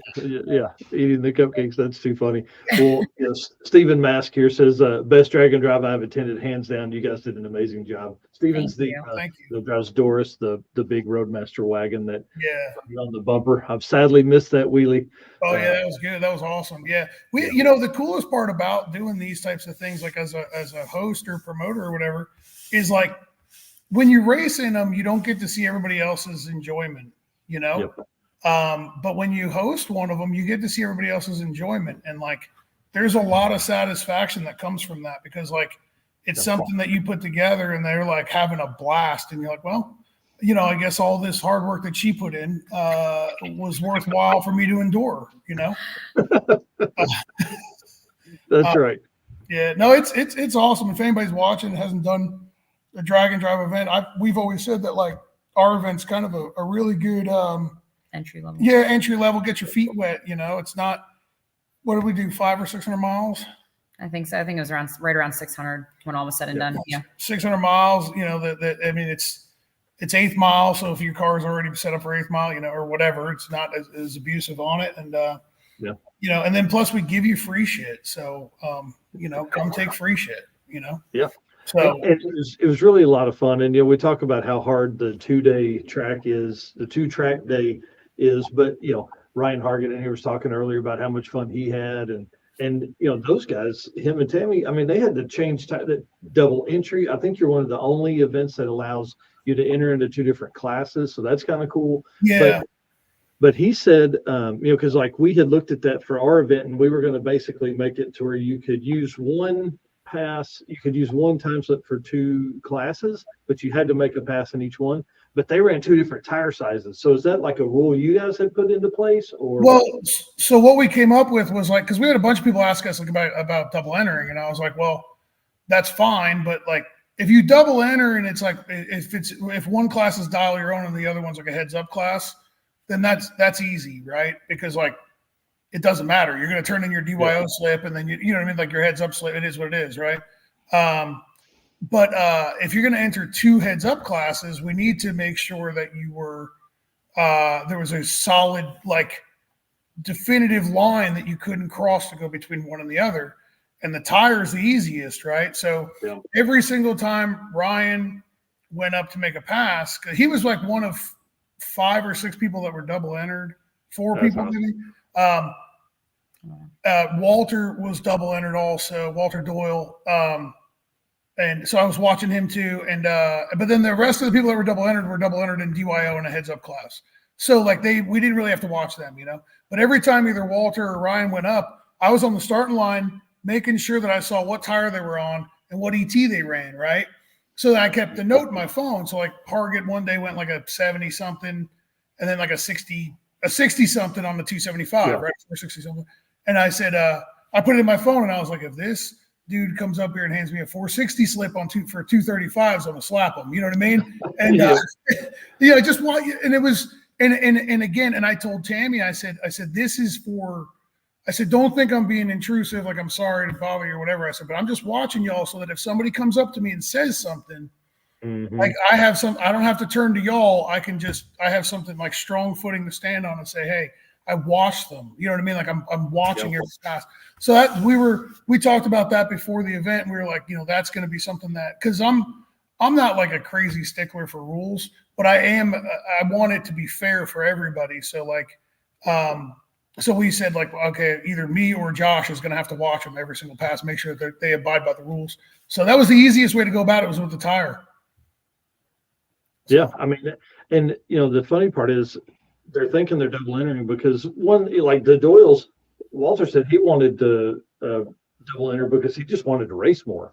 Yep. That was his reasoning behind it. He wasn't chasing anything, but Ryan and them were chasing something. They needed either to win unlimited and reset the ET, or they needed to win 235 and reset the ET. You know, they were looking for that, and that gave them, you know, the opportunity to do that. Yep. Yeah, no, it was great to have them guys there, and you know, I know Bryant and Ryan are getting a lot of press on this, but like there was a lot of people that came out to our event, and I'm sure this happens to like every drag and drive event, but there was a lot of people that came out to our event that never raced before. Yeah. And like that was the biggest thing for us is like there's more people showing up racing. There was a mother and daughter, Stacy and Maddie Batson. That's what their names were. I don't know if they're watching this or not. I believe it was Stacy. I know it was Maddie on one of them. One of them was Maddie. They showed up. That was so amped to see like a mother and a daughter racing.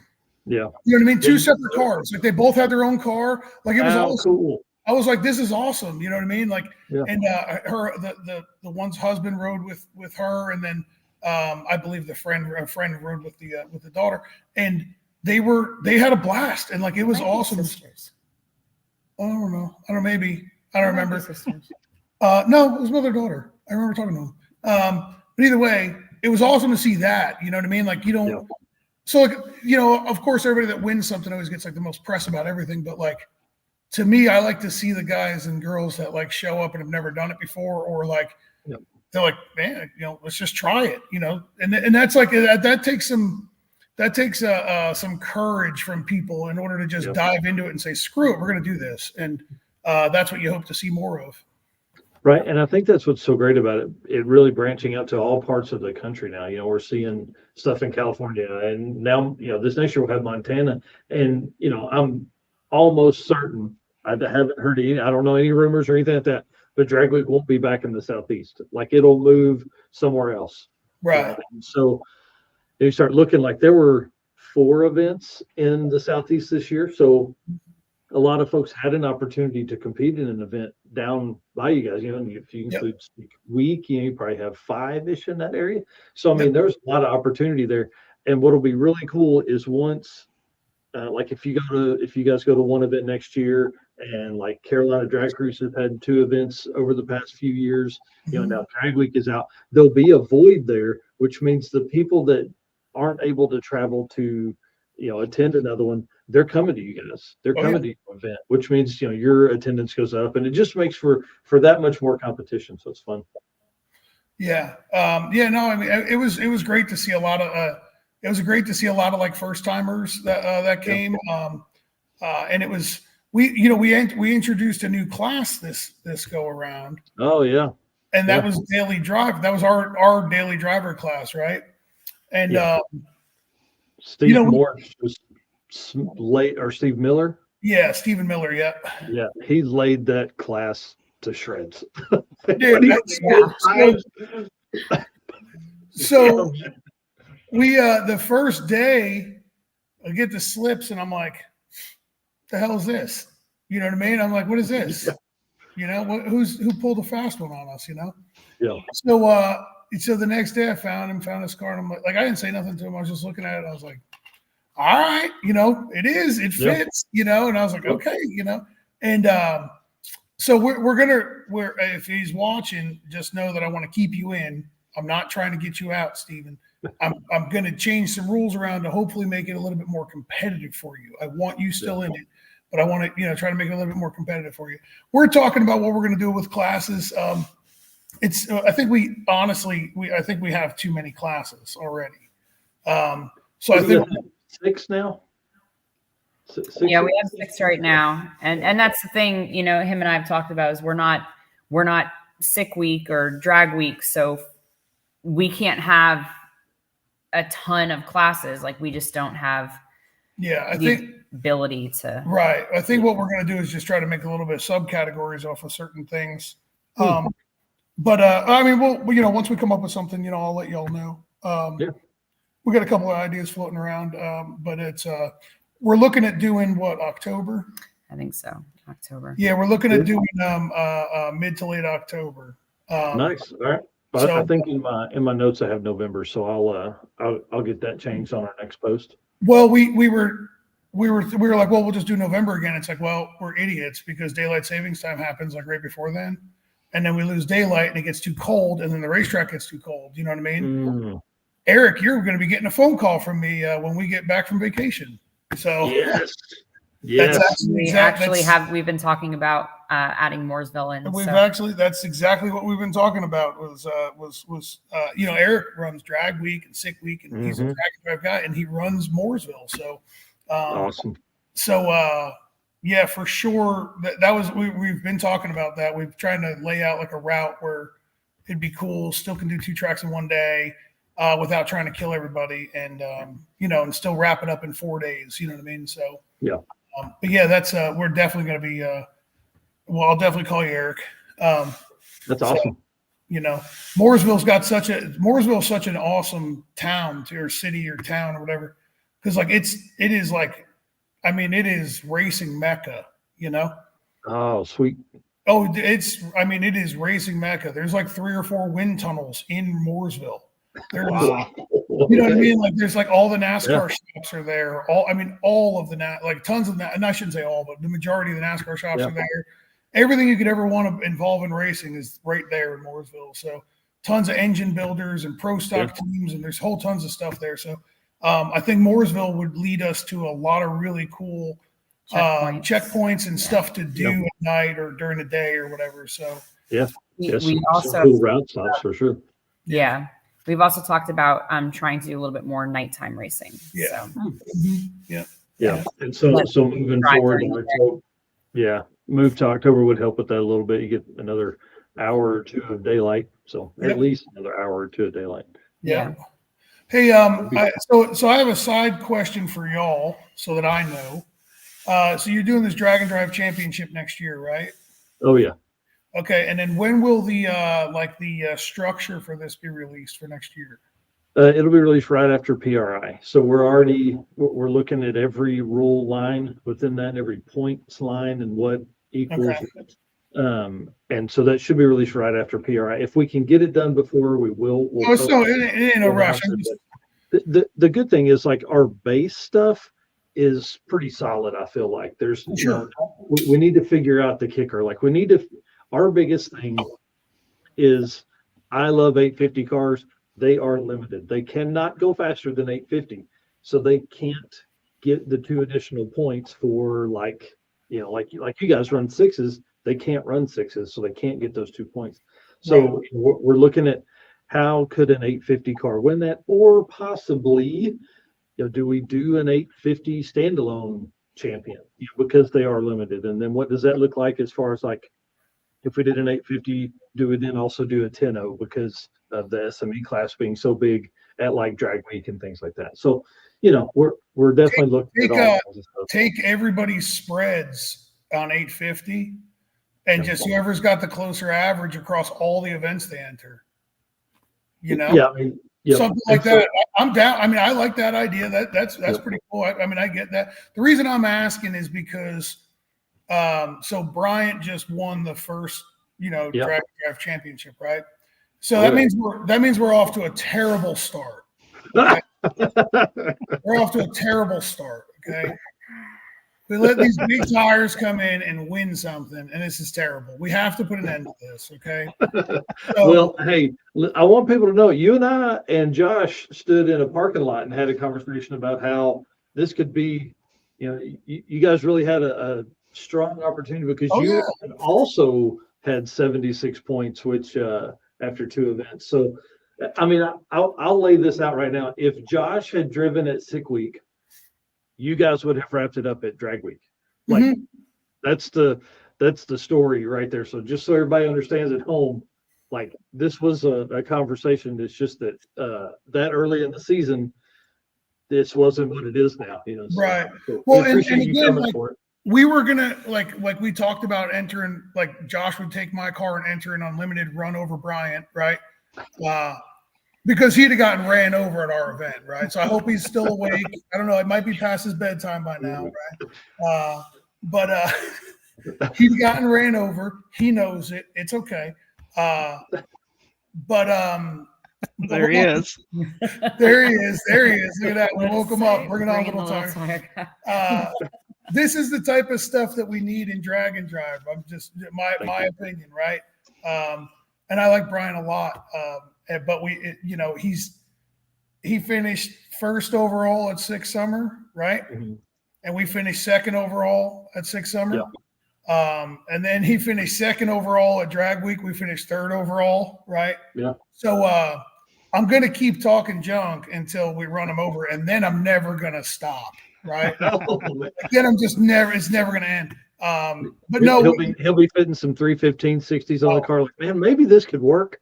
Well, I told him, I said, man, please don't put radios on the car. He said, why is that? I said, because then you might actually go fast. Oh man. But no, this is great. The Drag and Drive Championship thing's great because like now, like I'll just be up front, like we're driven to win it next year. Right. So like the goal is to, and I'm not saying we're gonna like all joking aside, I'm not saying like, oh, we're gonna win this or whatever, you know. But now like we have a goal, right? So like my competitive nature is back now, which is probably a bad thing for everybody, but my competitive nature is back especially for me because I have to hear about it all the time. But now we have something to shoot for, right? So like now we will plan accordingly. You know what I mean? So that's awesome. We appreciate that for sure. Appreciate you all the kind words on that too. Oh, for sure. And I hope everybody else. Oh, listen to him. What is that?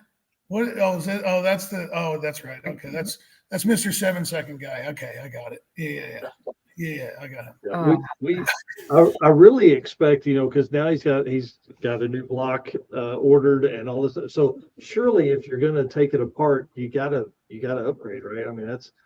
Ryan's gone almost 200. Ryan, correct me if I'm wrong. I don't know if he's gone 200 in the car yet, but I know that's his goal. But like, what's it going to take to run some sixes? Hey Brian, it's here. HEAR. Oh. Okay. Uh-oh. The first time I met Brian was at Drag Week, and I honestly was a little bit intimidated. I was like, I don't want to talk to this guy. It's kind of weird. But then when he came to Street-N-Yeet, it was, I don't know I know they had a hard time at Street-N-Yeet and they were just fighting battles left and right, but he actually seemed less stressed to talk to. And he was actually like a really nice guy. Mm-hmm. So like Devin really is just busting his balls. Oh, like Brian's cool. Well, and I think that's what's going to be fun about this whole point series and this whole thing as we continue to grow it is that it really is going to, because listen, we don't want to take the fun out of Drag and Drive. That's not what this whole thing is about. But we wanted to figure out a way for this to be larger than just one one event by itself, which is what it typically has been all these years is, you worry about one event and then you go to your next one event and your next one event, and those events don't overlap in any way. And so I think this helps with that. Well, like I can say this, for years it was always like Hot Rod Drag Week because that's all it really was, and Rocky Mountain Race Week. And I don't mean to I'm not trying to discredit Rocky Mountain Race Week. It's just it's on the other side of the country for me, so like it doesn't. You know what I mean? It's not relevant for like me myself, right? And I'm never going to go to Rocky Mountain Race Week because I don't want to go that far. So I'm just that lazy. So no, I actually just have to work too much. So it's in Devin's world domination, you will be at Rocky Mountain Race Week at some point in your future. I'm almost there. I don't know, unless somebody wants to sponsor the fuel and the cost of it for me to go all the way out there. I doubt we'll ever go. Honestly, it's just so much of a haul. I'm sure she'd be happy to get rid of me for 2 weeks, but I always imagine him going to Rocky Mountain Race Week only because I feel like he would get to Kansas and just not realize he's not to the Rocky Mountains, and then I just picture that scene from Dumb and Dumber. Yeah, like I expected the Rocky Mountains to be a little bit rockier than this. Yeah. But no, you're right though. So like for years it was like Hot Rod Drag Week, and then you'd see who won or who did well or whatever, like in the magazine, and then the Rocky Mountain Race Week that didn't ever get like print press. You know what I mean? You'd see it online, but there was no print press for it, right? So then Sick the Mag or Sick Week came out, and they started making their magazine, and now there's a bunch of print on it, right? And now a whole bunch of events have popped up, us included, right? And it almost seems as if it's like the perfect thing to do, having a points championship for it, because like now there's guys like Ryan is in Indiana, right? And Bryant's in Michigan. And then you have, they're kind of close to each other. But then Rich Guido's in Canada. Mm-hmm. He's in the mix there. Graham Hayes was in the mix too, isn't he? Yep. He's number 5. He's in Virginia, so it's all over the country, So it's a good gig. I think you're doing a good thing. I think it'll be pretty cool. And we're gonna try to win it.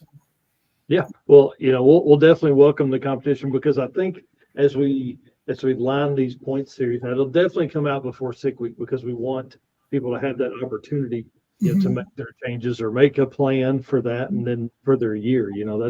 That's the other struggle we're seeing is like, this year, especially like as we begin to develop the list of what's going to count, what's not going to count, when, all that kind of stuff. People had already registered for these events months in advance. So now we have an opportunity. We can say, hey, these are our list. This is what's going to count. This is what's going to be, these 10 or 11 or 15 events, whatever, are going to be the ones that count. This is what's going to matter. And so I hope that helps people with their planning and all that kind of stuff. So we'll see. I don't know.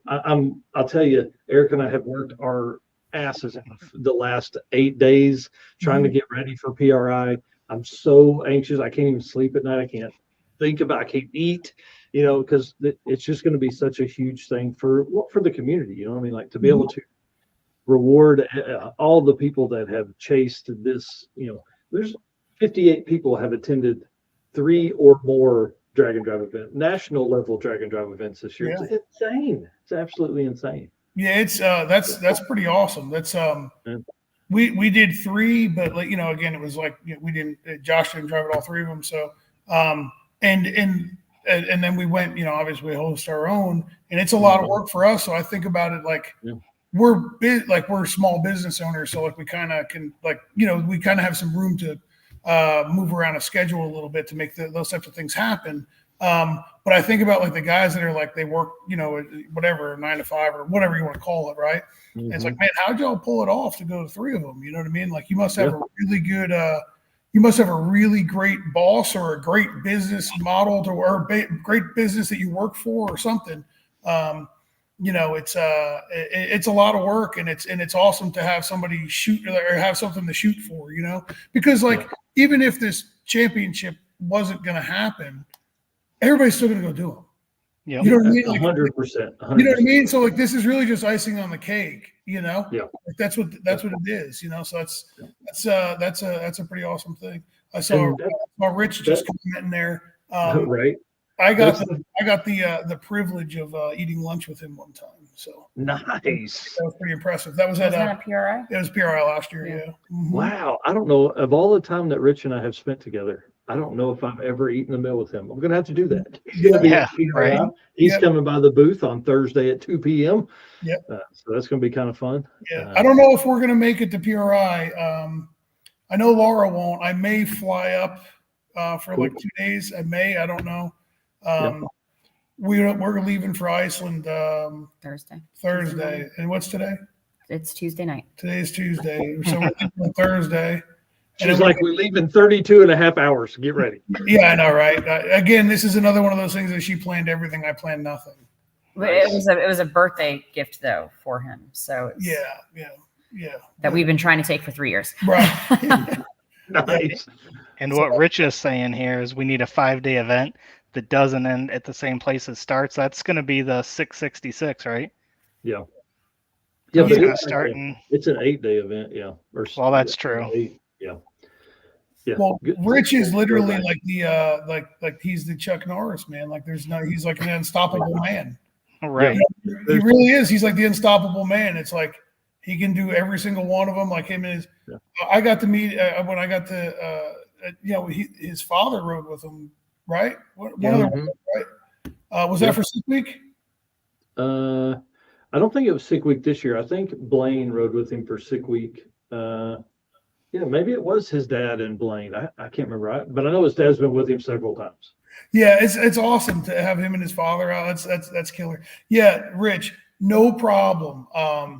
No problem busting blast. He's another one of those big tire guys. Yeah, he's one of those big tire guys that doesn't know how to measure offset for his wheels, so they stick in like the fenders here, and then the wheels all the way in here. You know what I mean?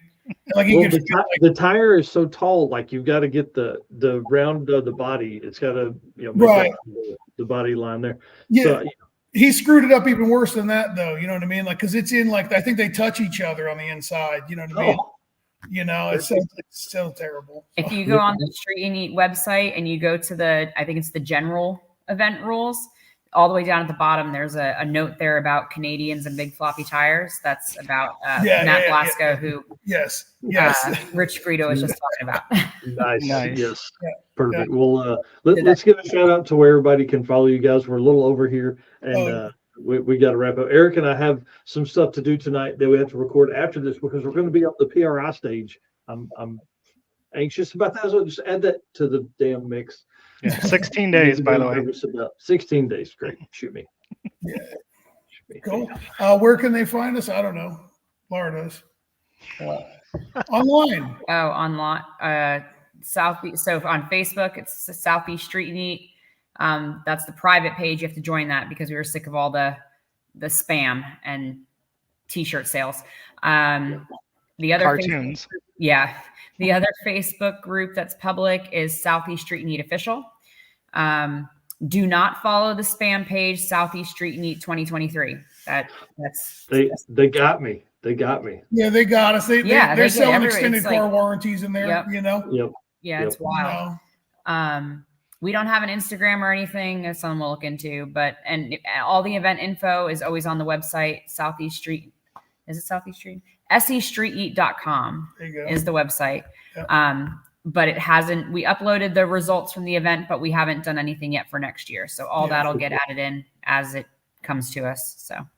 Well, and that's what we get questioned about a lot. As soon as we put out a list, hey, when's registration for these? Hey, where are these going to be? I'm like, bro, you're like 8 months out on some of these. Yeah. These aren't getting put together. The tracks don't even know what dates they are having.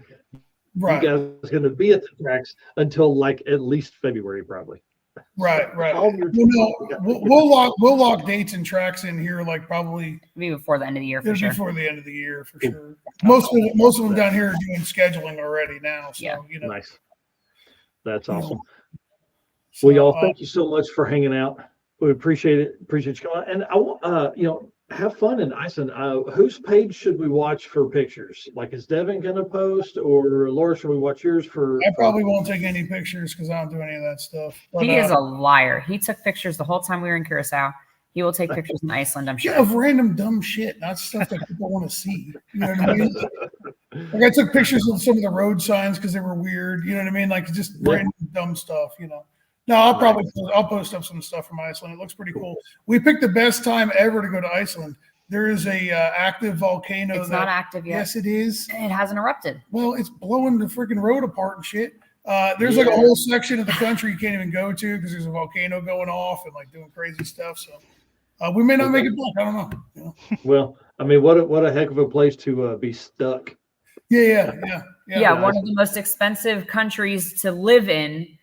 In the entire world, and we might get stuck there. So that's really great. Yeah. Well, good luck. I hope you don't do that. Well, if you end up making it to PRI, let us know. Yeah, we'll do. Yeah, if I make it to PRI, I'll definitely stop by. I'll find you. If I make it to PRI, I probably won't tell anybody because I get conned into working in a couple different booths. So. Yep, I can appreciate. That's what happens when you're a celebrity, dude. Don't give me that. PRI was tough last year. I don't think we got half the stuff done that we wanted to because it was anytime he stopped at a booth, it was like 2 hours. He'd be stuck there. Because him and Ryan Jans and Cameron Powers and Matt Happel walked around together, giving selfies to random I just left and went back to our hotel room because I was like, all right, you go do whatever you're going to do. That's awesome. What's Anthony telling me here? Blasco complained over on his big tires to bring you back. Okay. All right. We got to shut this down. Thanks, man. Guys, thanks. Have a good one. Thanks. Dude, what a crazy show, man. It was a lot of fun. Wow. A lot of fun. The first ever Drag and Drive World Champion. That went amazing. I mean, did you see our numbers? Our numbers were great. I almost couldn't keep up with comments at one point. Like as soon as I clicked on one, 5 more. Yep. So that was awesome. Devin and Laura are awesome. Obviously, Devin's been on a bunch of times, but always love having him on. He's a blast. Yeah, they put on a heck of an event. I mean, you saw it in the comments there. A lot of folks saying that was the best event they had been to. One of their most enjoyable ones. It's crazy, man, to think that Ryan Hargett here saying Happy Thanksgiving, everyone. Dude, we're at Thanksgiving. Yes. Already. Like this year really hasn't slowed at all. If anything, we got busier as the year went on, and intend to keep that momentum going right into, again, PRI and the Drag and Drive Awards. The first time anybody's ever done this, and then take that and run right through the weekend with PRI. I mean, we got at least 2 meet and greets every day. Yeah. And we're meeting with potential new sponsors every day. So me and you are going to be busy. I want to give a shout out to the folks that are coming to help us, because we're going to have helpers in the booth. We got my brother, Steven Darks, is going to be there. He's actually riding up or driving me up. So he's going to be there to help us in the booth. We've got Colt Beck of Send It Race Media. He's coming up to help. Adam Green, who's been down since day one. Once we announced it, he said he wanted to come help. So thank you to Adam. We've got Travis Wise is coming up, who is actually the guy that's doing our trophies, Revved Up Laserworks. He's coming up. He said, I don't want to miss this Drag and Drive Awards. So he's coming up to hang out and help us with the booth and get the exposure that the Laserworks company needs. But then also just to attend that. And then I just got a message a couple hours ago that Red Hat Scotty is going to come up with us as well. Nice. Time. Yeah. So we're going to have a great time. We're going to have a ton of people that will help us in the booth, which means Eric and I can go out and, I don't want to say pander, but we can definitely talk to, potential sponsors, folks that want to be involved in the Drag and Drive community and just maybe not know how to get involved there. And so we're going to help them do that within our brand. And I don't know, man, we're printing a ton of flyers. We're printing a ton of business cards. We're going to get stickers. Yep. So if you guys haven't done it yet, you got to come by the booth 4746 in the Yellow Hall. If you are the first 100 people every day, you're going to get a special PRI only decal. This will not be available to anybody else, anywhere else. This would be perfect. Hashtag race car friends, hashtag one of my favorites on it, guys.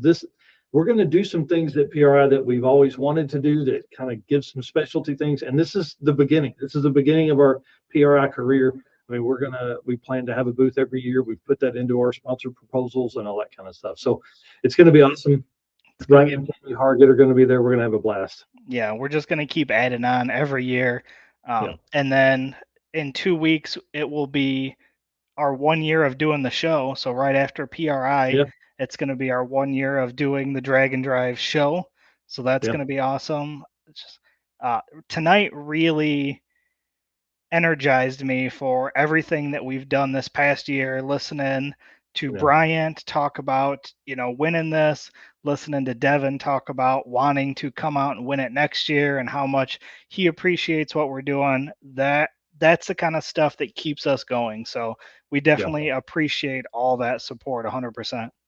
Yep. And then, I typically, I don't watch the comments unless Eric puts them up on the screen. I try, it's too hard for me to multitask on that, but I'm looking at the comment tab here and we've got more than 120 comments in there. We haven't had that many. And we had more than 100 people in here at one time tonight, which is pretty awesome to be watching that. And of course, we're live across 8 different things. So if you haven't done it yet, you're an idiot. You've got to follow wherever you're watching this, you've got to be following that outlet. So, all right, dude, that's it. We got to get to recording something special for the PRI team for a little collaboration we got going on leading into the event. So we're going to end it here, guys. Thank you so much for hanging out. Thank you to our guests tonight. And thank you to, obviously, our race car friends out there. We couldn't do it without you, and our sponsors, Summit Racing, Molly Motorsports, Howard's Cam, Sweet Patina, and Racing Junk. Hopefully we can add to that next year. Yeah. And one last congratulations again to Bryant on being the first ever Drag and Drive World Champion. See you guys later.